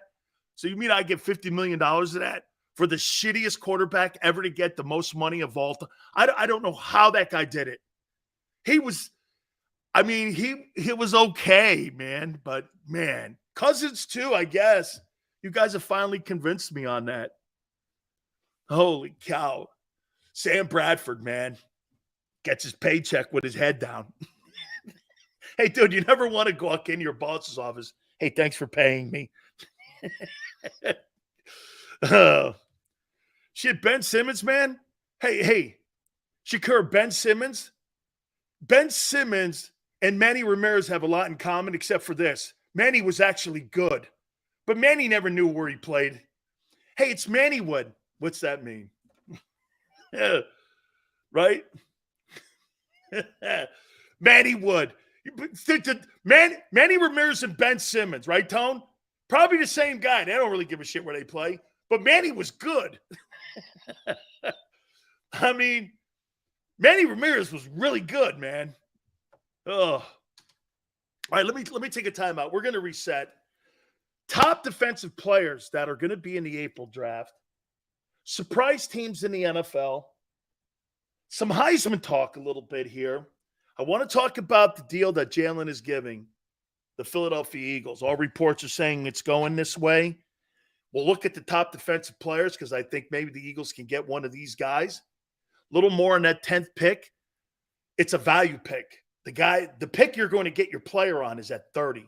Hit the like button. Keep it here on the National Football Show. Go to get your game on. Go for the beers. Go for the cheers. Go for the hit and the hits. Go for the steaks and the steaks. Go to get your parlay on.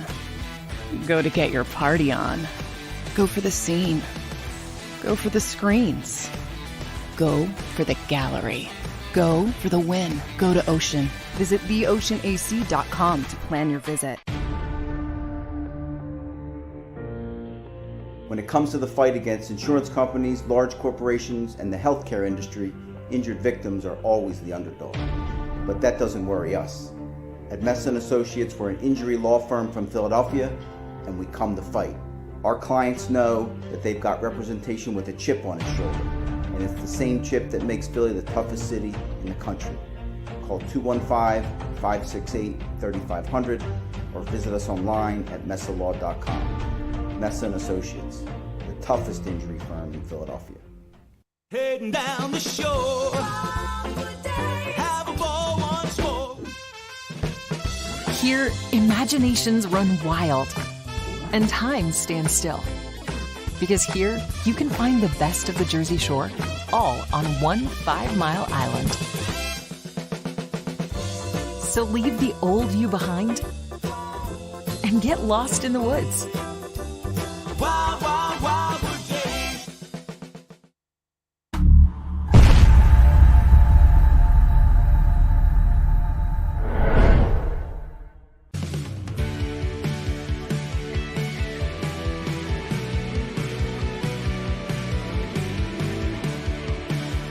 My name is Dan Sileo, and I'm a managing director here at Del Valle Insurance Group. Been in the business for over 36 years, saving people money on their insurance needs. Give us a call. Let us help you custom design an insurance plan that meets both your needs and budget.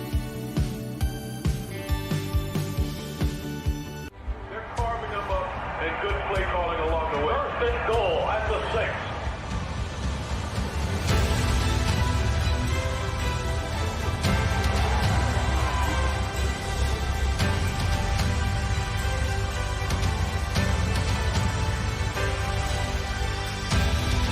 On the field of life, First Trust Bank is there for you. Champions on 3. 1, 2, 3. Because Philadelphia dreams deserve a Philadelphia bank.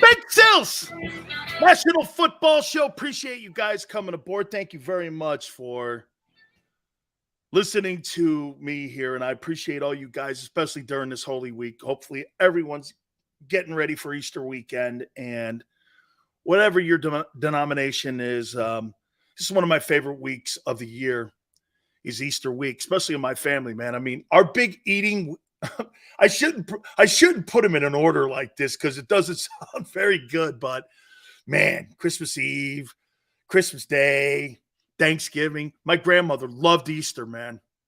She just absolutely loved Easter.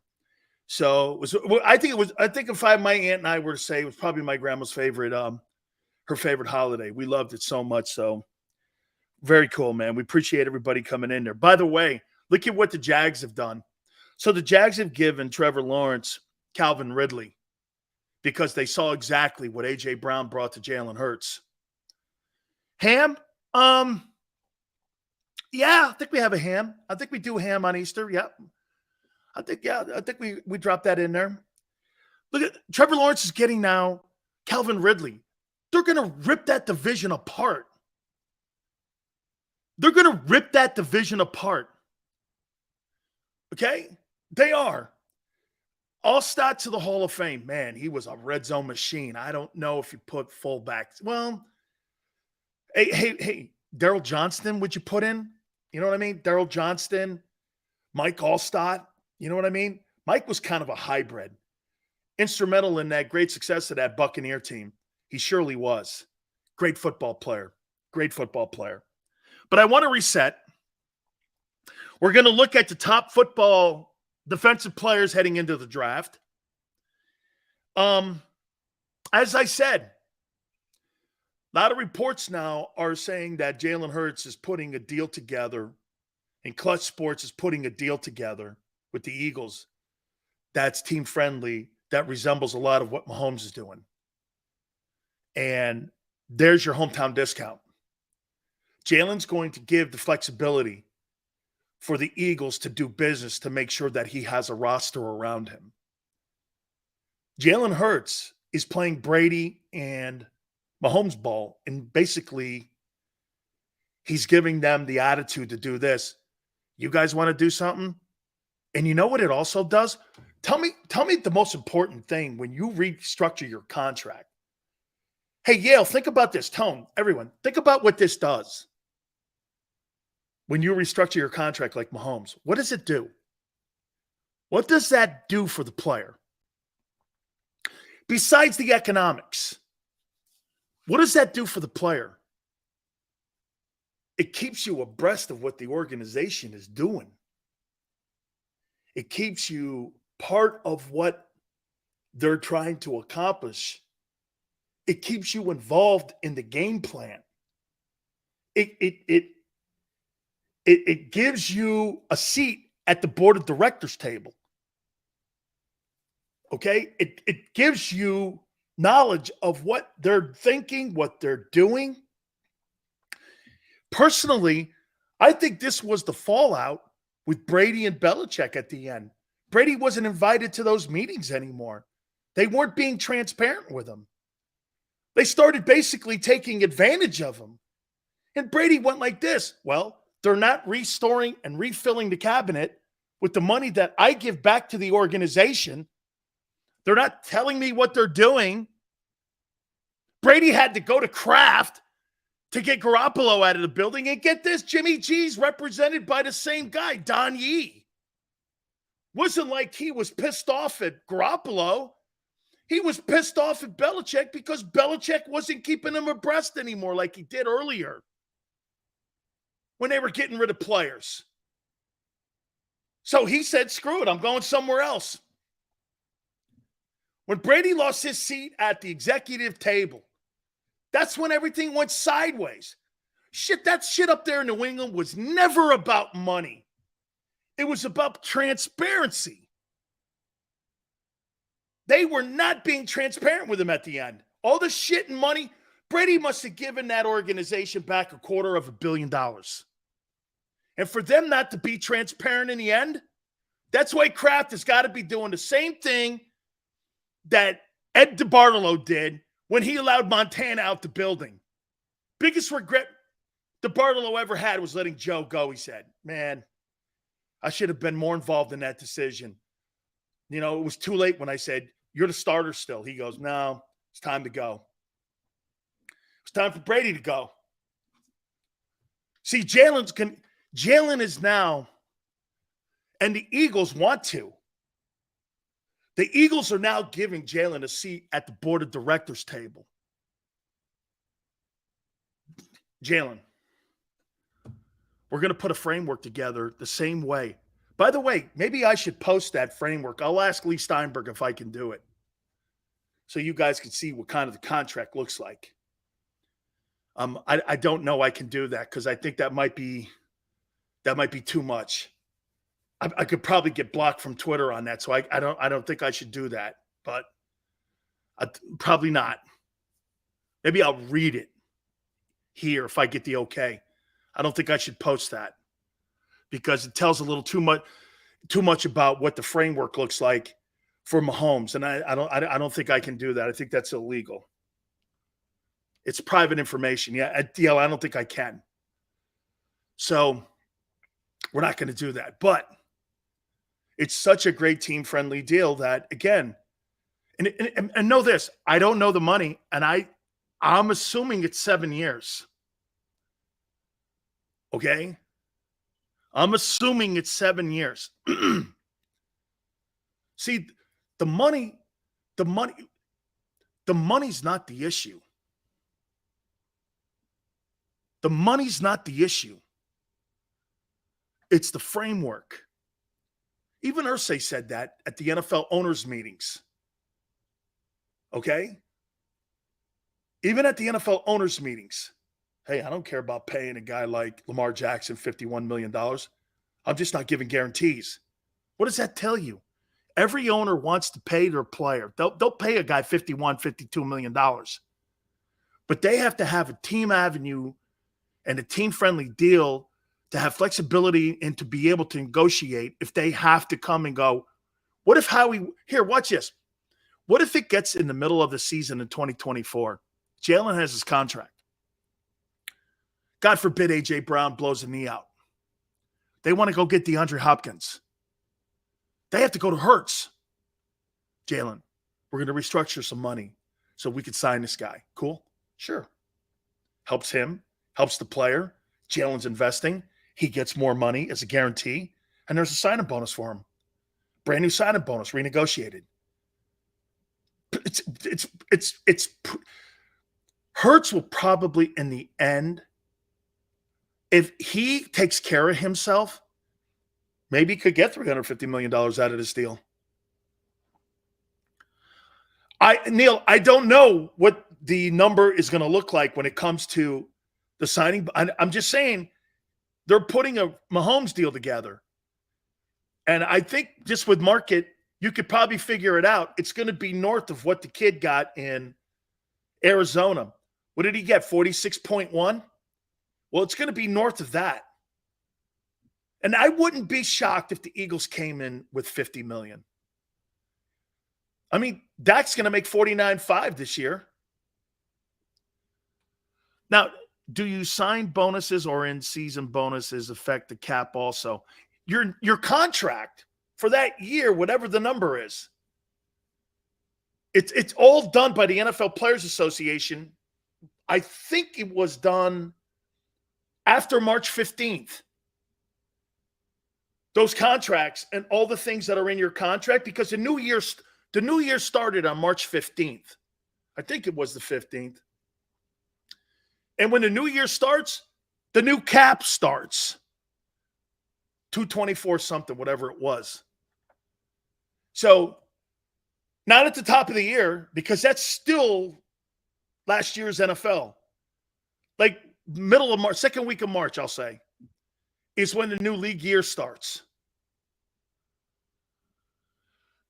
Steve goes, my company won't guarantee $150.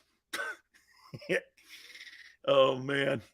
Hey, man, I know. I'm talking. I feel like we're playing Monopoly right now. Arthur goes, signing bonuses can spread out over a life of a contract. Yeah, Arthur, but you know what the Cowboys did? They gave Dak $75 million. Not this last year, but the year before. He made $75 million. His base and his signing bonus. He made $75 million 2 years ago. Deshaun Watson just got $170 million that was in escrow. And remember something. What was that? Just part of the contract? So he got half of the contract almost given to him this past Friday. All guaranteed money. Here's $170 million. Dude, Deshaun Watson just got $170 million 4 days ago. Here. $170 million. Jesus Christ. Try that one on. Was it Monday? Okay. Wait, does it matter? Friday, Monday, $170 million. Hey, Neil. Neil, let's just be fair here. When you're getting $170 million on a paycheck, are you concerned about taxes? Okay? That's like when people, my friend Crawford Kerr owns this gigantic house in Florida. I walk into this thing. This thing's like 20,000 square feet. You know what my dumbass comment is? Man, what's the electric bill in this? And Crawford looks over at me, goes, hey, Big Sills, always remember this, Biggin. When you have a house like this, do you think I care about the electric? I go, no, fair enough. Hey, fair enough. Fair enough. Okay, fair enough. You think I'm concerned about the water bill? Big Sills, if you got a house like this, are you concerned about your water bill? Nope.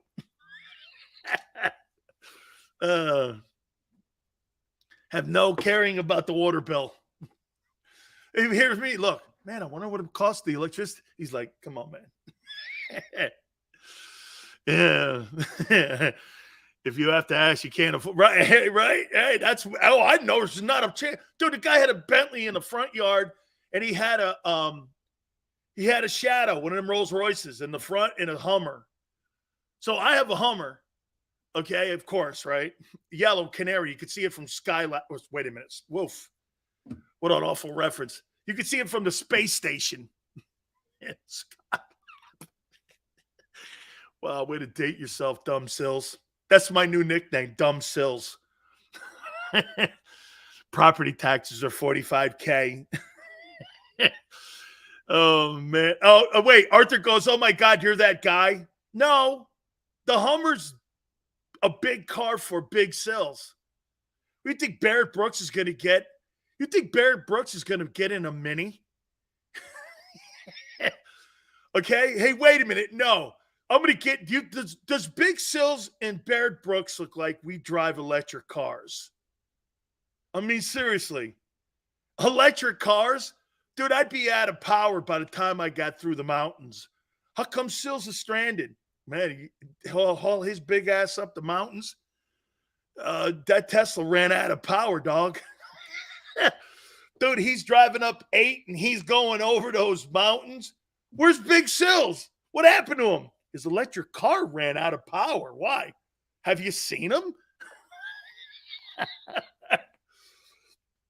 Elon Musk follows me on Twitter. He goes, hey, you should get a Tesla. I go, nah, I couldn't drive from where I live to see my daughter in college without running out of, I would need 700 batteries in my car. It's just not going to work. Big Sil's not getting caught. Big getting caught in electric. Hey, two things you'll never see me do. Okay. Let me see. One is you'll never see me in an electric car, and you'll never see me eating at a health food place. Yeah. Yeah. No health food places. That ain't working for me, man. All right. I want to give you guys some of the top. Hey, first off, Rodgers to the Niners. Big Sil's in a smart car. There's nothing smart about Big Sills, dude. Remember something.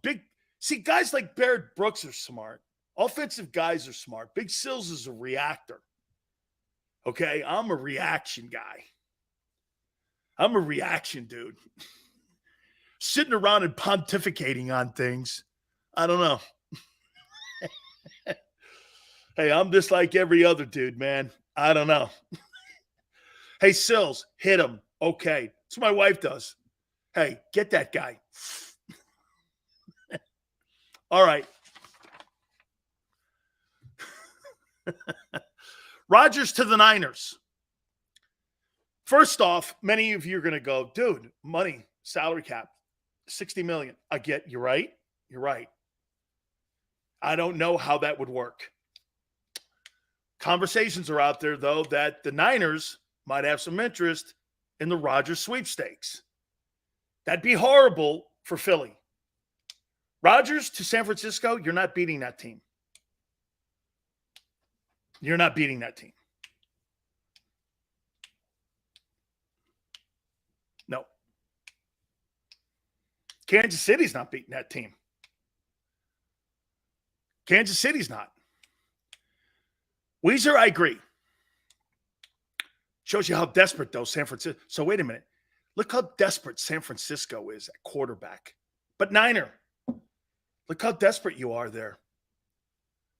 This is what I would do to try to make that deal happen.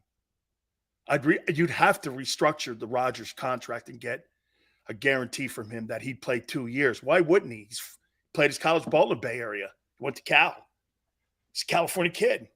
Why wouldn't you want to play in San Francisco with that talent?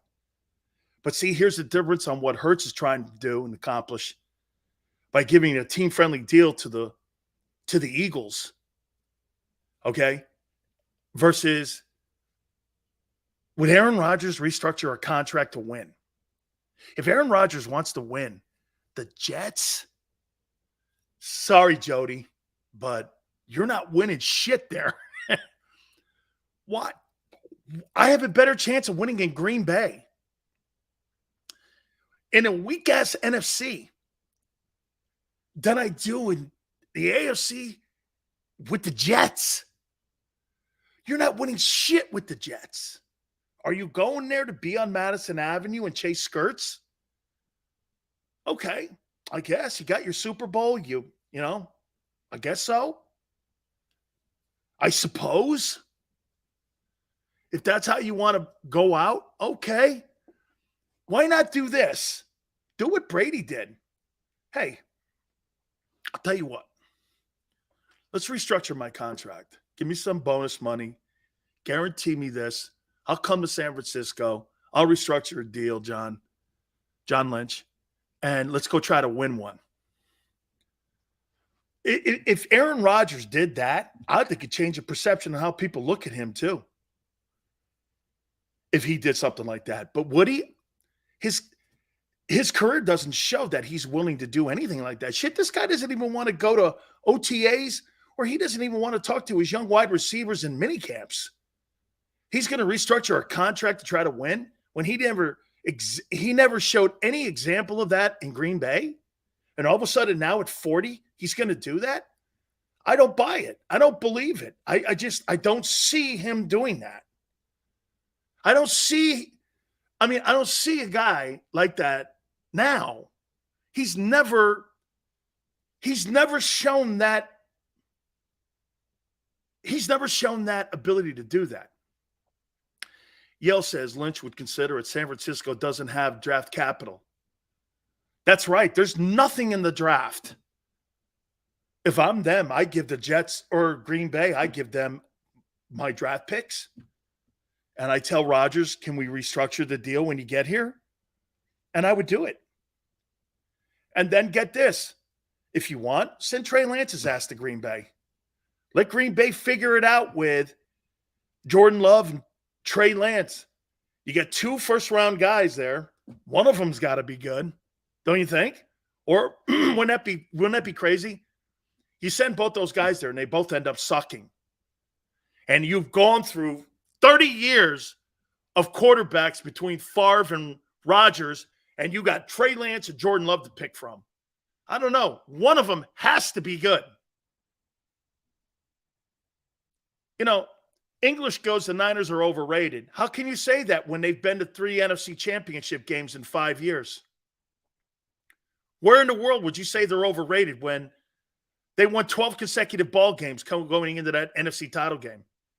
Where is that overrated? And they held you to the lowest output offensively of any team this past season. They held you to 230 yards in total offense. Wasn't like they were overrated. They were not overrated. And I know what the score is, but I'm talking about they shut your offense down yardage-wise. Completely. Completely shut the yardage number down. That team is a team that averages about 350 yards a game. I'm talking Eagles. You had 230. Oh, the 30-yard gift that the refs missed. You're right, 260. Still under 300 yards. Weezer goes, wait. So you think the Raiders and the Jets, why in the world would you go to those 2 train wrecks? Raiders are going nowhere with Mark Davis as owner. They're going nowhere. God, if I went to the Raiders, I mean, look at the Raiders situation. What have the Raiders done, actually? Okay, what have the Raiders done since Al Davis has passed away? What have they done? A couple seasons decent. How many winning years have they had in the last 20 years? 2? 3? It's a train. It's the West Coast version of the Washington Commanders. I don't know who's the worst franchise, the Raiders or the Commanders.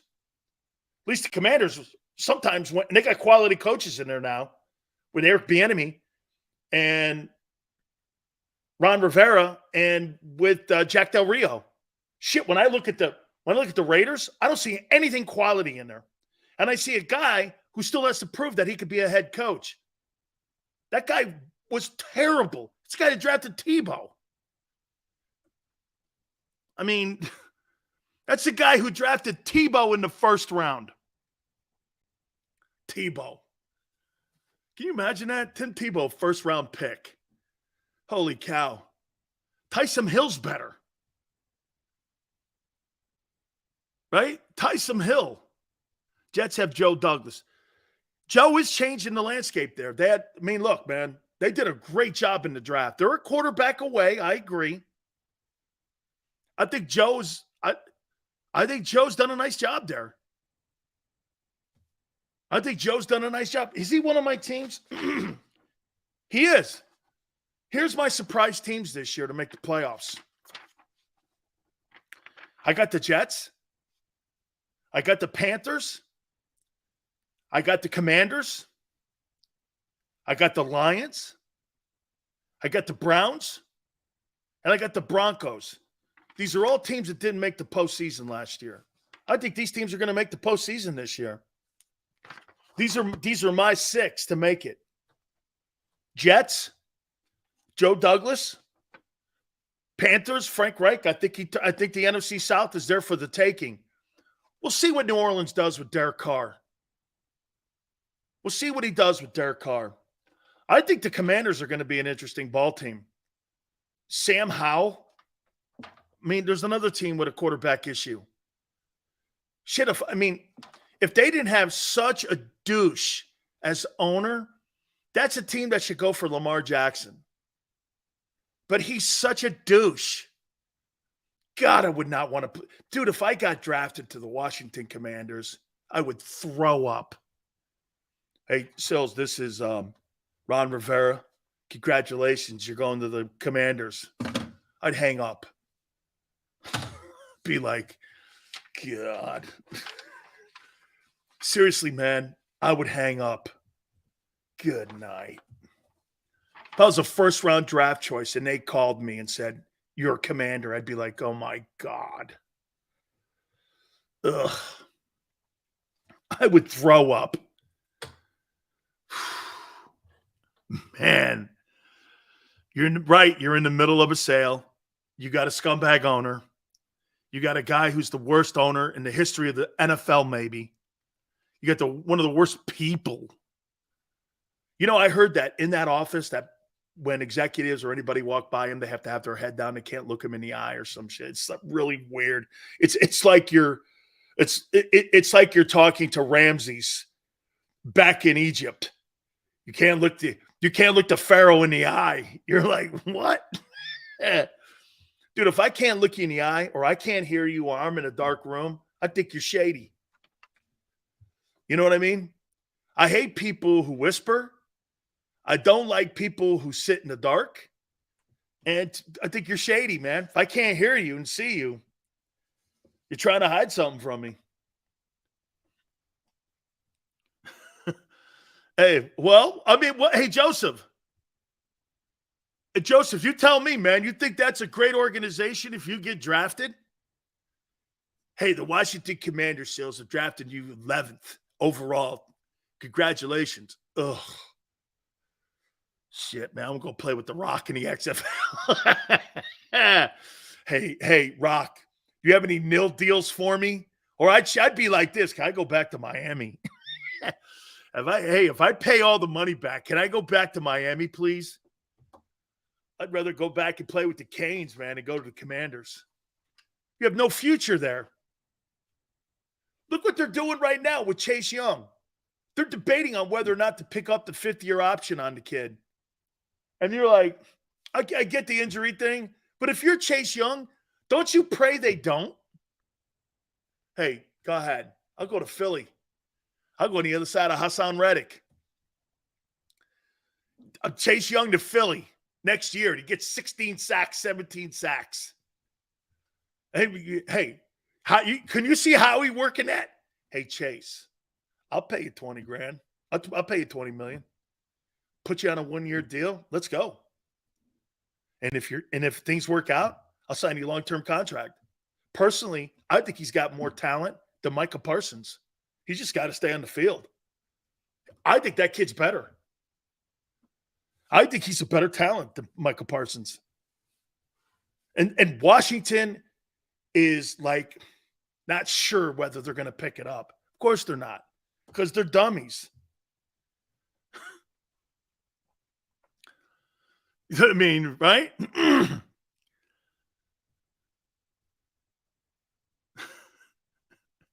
Chase or Garrett? Probably Garrett. Chase or Parsons? Chase. The most overrated player in the NFL is Micah Parsons. For the guy that plays in Philly was more of an impact player down the stretch than what Parsons was for the Cowboys down the stretch. That's a fair statement.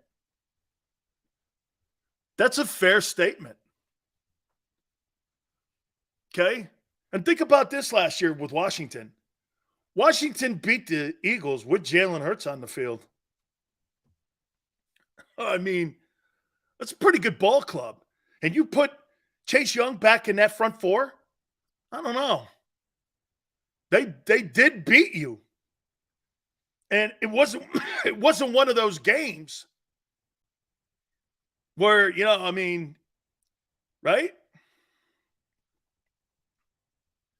Parsons is overrated, man. Overrated, overhyped. He's a system player, I guess, if you want to call him that. All right. I wrote down the top 20 players. By the way, one more thing about the 10th and the 30th pick.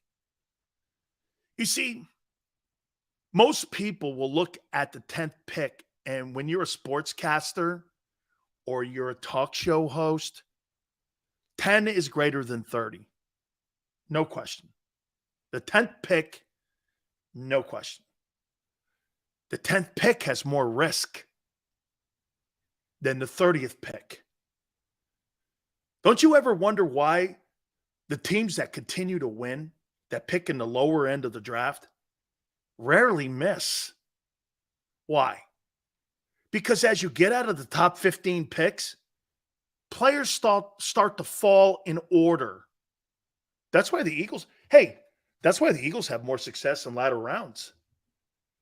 Because Howie overthinks the draft. His record shows it. The success that the Eagles have mostly been in the latter rounds with the football team. Here, let's look at that. Jason Kelce, latter round. Jordan Mailata, latter round. Jalen Hurts, second round.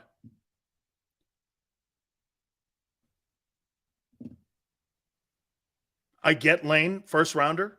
Let me ask you this. What was Landon Dickerson? Was Landon Dickerson a first rounder? Was he a first round pick? I forget. What round did Landon Dickerson go in? Landon was a second. What round did Dallas Goedert go in? You guys know? What round did Dallas Goedert go? Interesting where I should have looked this up prior to coming on here, but Dallas Goedert was a second rounder.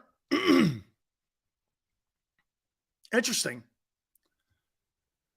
So what was Isaac Seumalo? What was he drafted? What round was he drafted?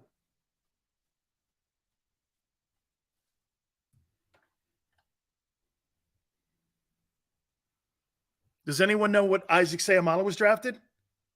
I'm going off of last year's team. Goddard was a third.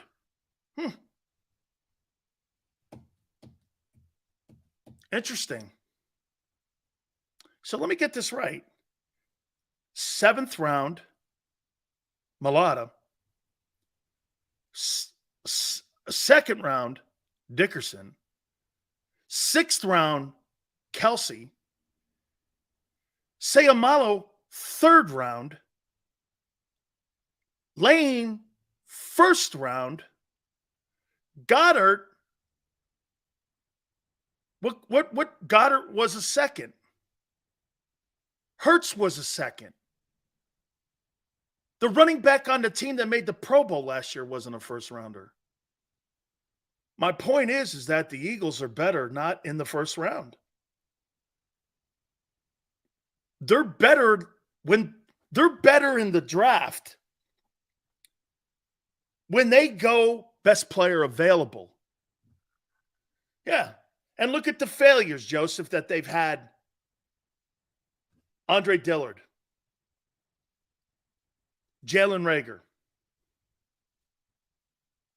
Carson Wentz. All premium picks, all failures on offense. But when players start falling to them and they start to go into their draft order by best player available, their personnel office goes, well, he's projected to go here. That's why they're good in the latter rounds than they are in the premium round one. They overdraft. They're terrible with the first round. And again, like we started the show off, they've drafted 37 defensive backs since 2000. You get an F there. O-line, you get an A. They've drafted 33 O-linemen. in 23 years. Defensive ends kind of get a C. You've drafted 25 of them. I'm being kind because it's Easter week. Look at the wide receivers. You drafted 25 wide receivers. And you got Devontae Smith, D-Jax, Jeremy Maclin, sure.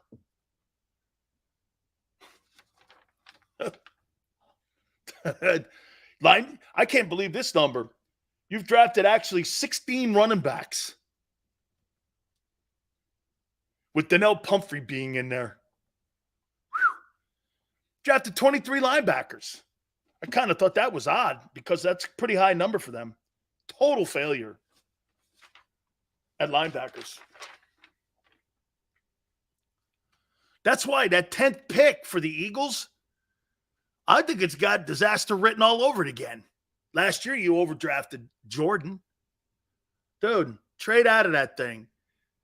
Trade it to somebody. Now, Bijan or Jalen Carter is there. Bijan's the 5th best player in the draft. You're not going to go wrong with him. Howie's not going to – you've drafted 16 running backs. It's not like you haven't.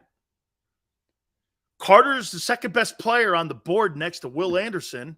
You're not going to go wrong there. You're not going to go wrong with those two. Anyone else? I think you do. Okay? I think you do. Look at the top 5 positions the Eagles have drafted since 2000.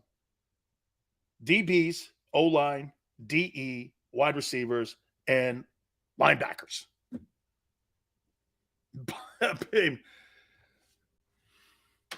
And look at this one. This is even more insane. We're going to get to the top defensive guys here in a minute. There's one quarterback in 23 years you've drafted that you feel comfortable saying he's the franchise guy. And you overpaid one of them. A.J. Feely, Andy Hall, Kevin Cobb, Mike Kafka, Nick Foles, Matt Barkley, Carson Wentz, Clayton Dorson, and Jalen Hurts. 9 quarterbacks you've drafted since Howie's been in the building. I think you do. I mean, hey, Jalen can make all this go away. He can. But believe me, you don't think Brady made the Steve Grogans of the world go away and the Tony Easons and all them other guys? Shit, watch this. When you think of the greatest quarterback of all time, man, that New England place, man. Jimmy Garoppolo, Tom Brady, Jacoby Brissett, Mac Jones. That's funny, isn't it now? They're now shopping Mac Jones. Yeah, New England don't get the quarter. Dude, New England doesn't get the quarterback position right. For a small fraction of their franchise's history, they got it right once. They got it right with Brady. The rest of them have been bums. They've been bums. Steve Grogan with the neck collar. Remember he had that neck collar on? Why was that? Well, him and Bobby Douglas. Look who Bobby Douglas up. Another one of the great bear running back quarterback things, whatever it was. Okay, they got and Yale. They got lucky with Brady. They passed on him 5 times. It passed on Tom. The way Bill developed and nurtured Tom Brady. Okay, sure. Who were the 5 stiffs you drafted ahead of Brady? I would like to know the 5 stiffs that were drafted ahead of Brady that made New England think they were gurus at the draft also. I mean, right? What a brilliant stroke of genius by Belichick getting Brady. I mean it. Yeah, he passed on him 5 times with 5 stiffs that probably had no impact on the team at all. Bobby Douglas dual threat. Lane Johnson, you got it, man. Hey, John, you want to hear this? In the draft, there's only 1 first-round draft choice or 2 first-round draft choices in your starting 11 that you drafted on offense. Lane Johnson, Devontae Smith. Take that to the bank. You have 2 first-rounders you drafted Lane, and Devontae. Other ones were trades or latter round picks. Yeah, you didn't build that team through the first round. You were better in the second and third when players fell in the right order and you didn't overdraft. You got 2 first-rounders in your huddle. 2 first-rounders in your offensive huddle that you drafted. Once again, James, listen to me. You have 2 first-rounders in your offensive huddle that you drafted. Arthur, again, I know sometimes English is hard. You have 2 first-rounders that you drafted in your huddle in your starting 11. 2. Okay? 2 that you drafted. Let me take a timeout. I want to get to these top 20 defensive players that are going to be in the April draft. Hit the like button. Keep it here, National Football Show. Go to get your game on. Go for the beers. Go for the cheers. Go for the hit and the hits. Go for the steaks and the steaks. Go to get your parlay on. Go to get your party on. Go for the scene. Go for the screens. Go for the gallery. Go for the win. Go to Ocean. Visit theoceanac.com to plan your visit. When it comes to the fight against insurance companies, large corporations, and the healthcare industry, injured victims are always the underdog. But that doesn't worry us. At Mess & Associates, we're an injury law firm from Philadelphia, and we come to fight. Our clients know that they've got representation with a chip on its shoulder, and it's the same chip that makes Philly the toughest city in the country. Call 215-568-3500 or visit us online at messalaw.com. Mess & Associates, the toughest injury firm in Philadelphia. Heading down the shore. Have a ball once more. Here, imaginations run wild and time stands still. Because here, you can find the best of the Jersey Shore, all on one 5-mile island. So leave the old you behind and get lost in the woods. Wild, wild, wild wood days.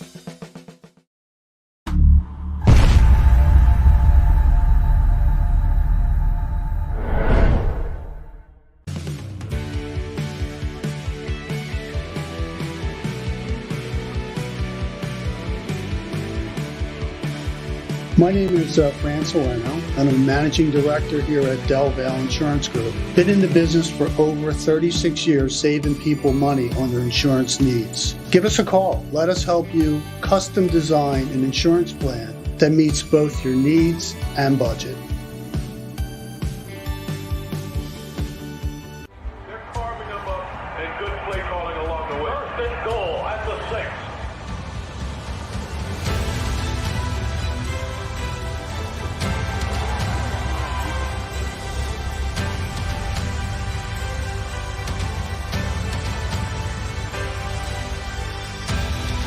On the field of life, First Trust Bank is there for you. Champions on 3. 1, 2, 3. Because Philadelphia dreams deserve a Philadelphia bank.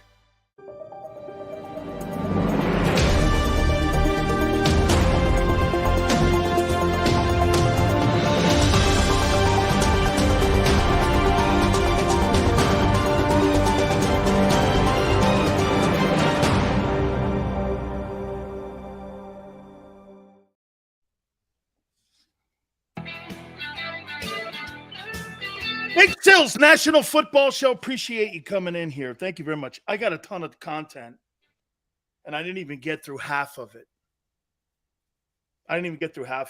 By the way, I want to show you guys something cool.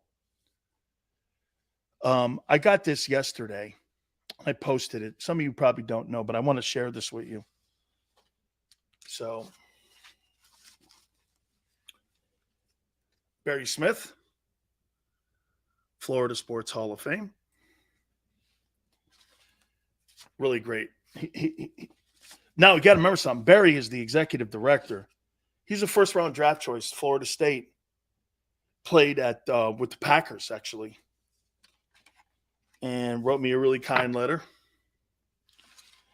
And Big Sil's been nominated for the Florida Sports Hall of Fame. Dan, let's make great things happen this year.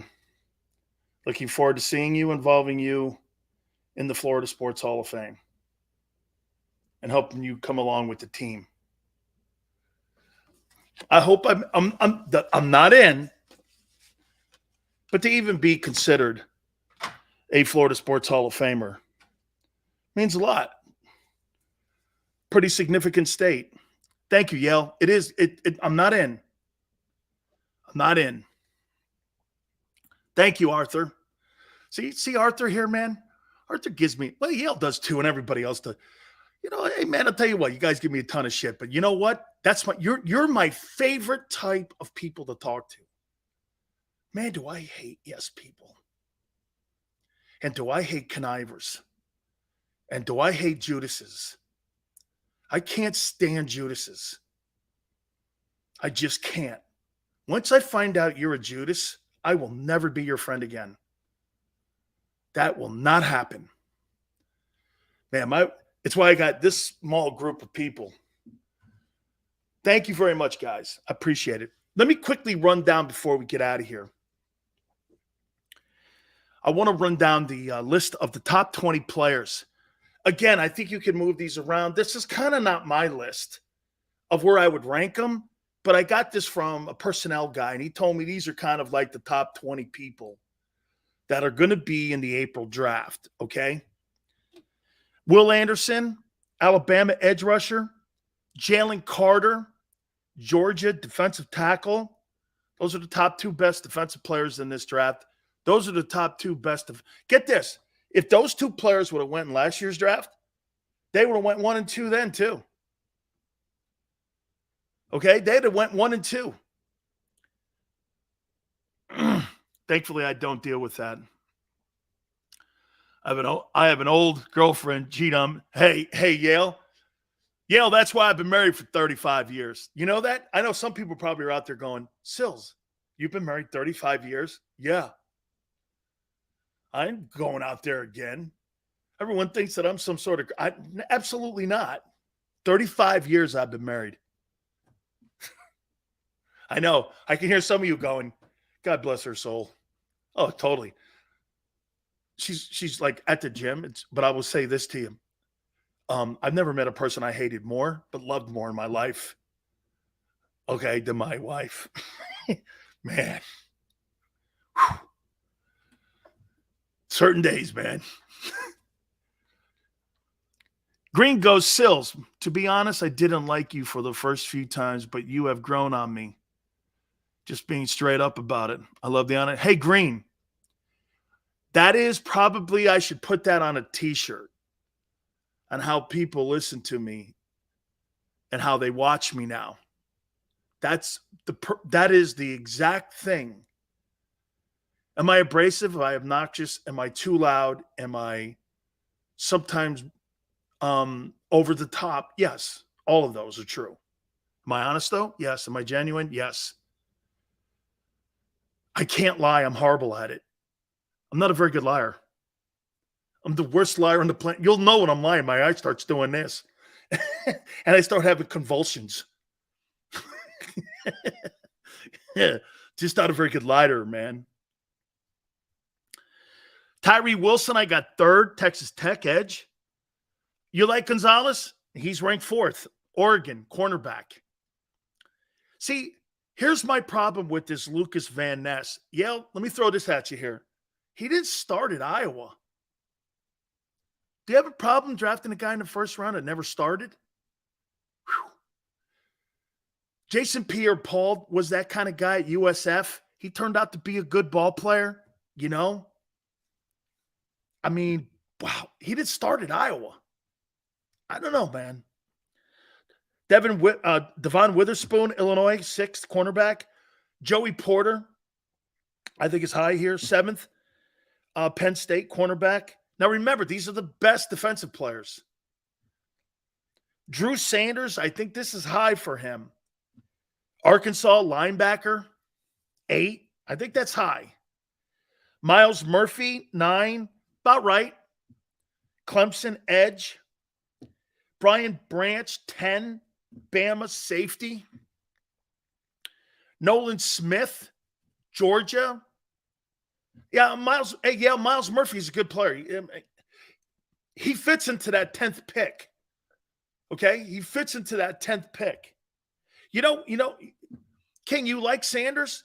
I got to have to watch more of him. I won't lie to you and tell you that I've seen a ton of film on him. But what I like about the one thing that I don't have to even think about already is that he played at Arkansas, which means he plays in the Southeastern Conference. So that's a massive positive for me. By the way, I'm very prejudiced with SEC teams and SEC players. Okay, I am. I'm totally going to draft there. And if I can have my entire draft in the SEC, I would probably. I got Nolan Smith, 11, Georgia, edge. Deonte Banks, Maryland, cornerback, 12. Mozzie Smith, Michigan, D-line, 13. Brian Breezy, Clemson, D-line, I think it's kind of high, 14. Keon White, Georgia Tech, D-line, 15. I think this is a little low. Keely Ringo, Georgia, cornerback. I think this is probably around right for the kid from Pitt, Cansey, 17, D-line. The only reason that Cansey's going to go low is because of his height. Let me show you something here. You see this right here? What is that? About 2 inches? That'll cost Cansey. This right here will cost Cansey $3 million. That right there will cost him $3 million. Not his play, but his measurables will cost him $3 million. I think he's a good player too. Pitt produces great players. Will McDonald, Iowa State, edge, 18. Emmanuel Forbes, Mississippi State, cornerback, 19. And Cam Smith, South Carolina, cornerback. These are your top defensive players. According to, better not say, a front office in the NFL. So Anderson, Carter, Wilson, Gonzalez, Ness. That's the Ness thing bugs me because he never started.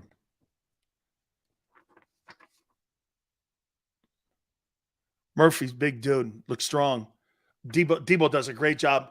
And hey, Yale, who's the head coach? Who's the head coach at Oklahoma now? He did a great job of recruiting defensive players there.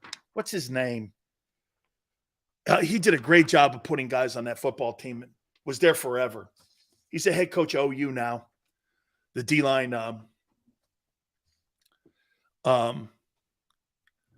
the D-line guy, or the defensive coordinator. He was there at Clemson forever. Damn, I can't think of the guy's name. Now he's the head coach of the Oklahoma Sooners. He was wonderful in recruiting. The guy made $3.5 million as the DC there, and did a really great job of putting so many good football players over there at that side of the ball. Miles Murphy had around 9, Brian Branch 10, Smith, Deonte Banks.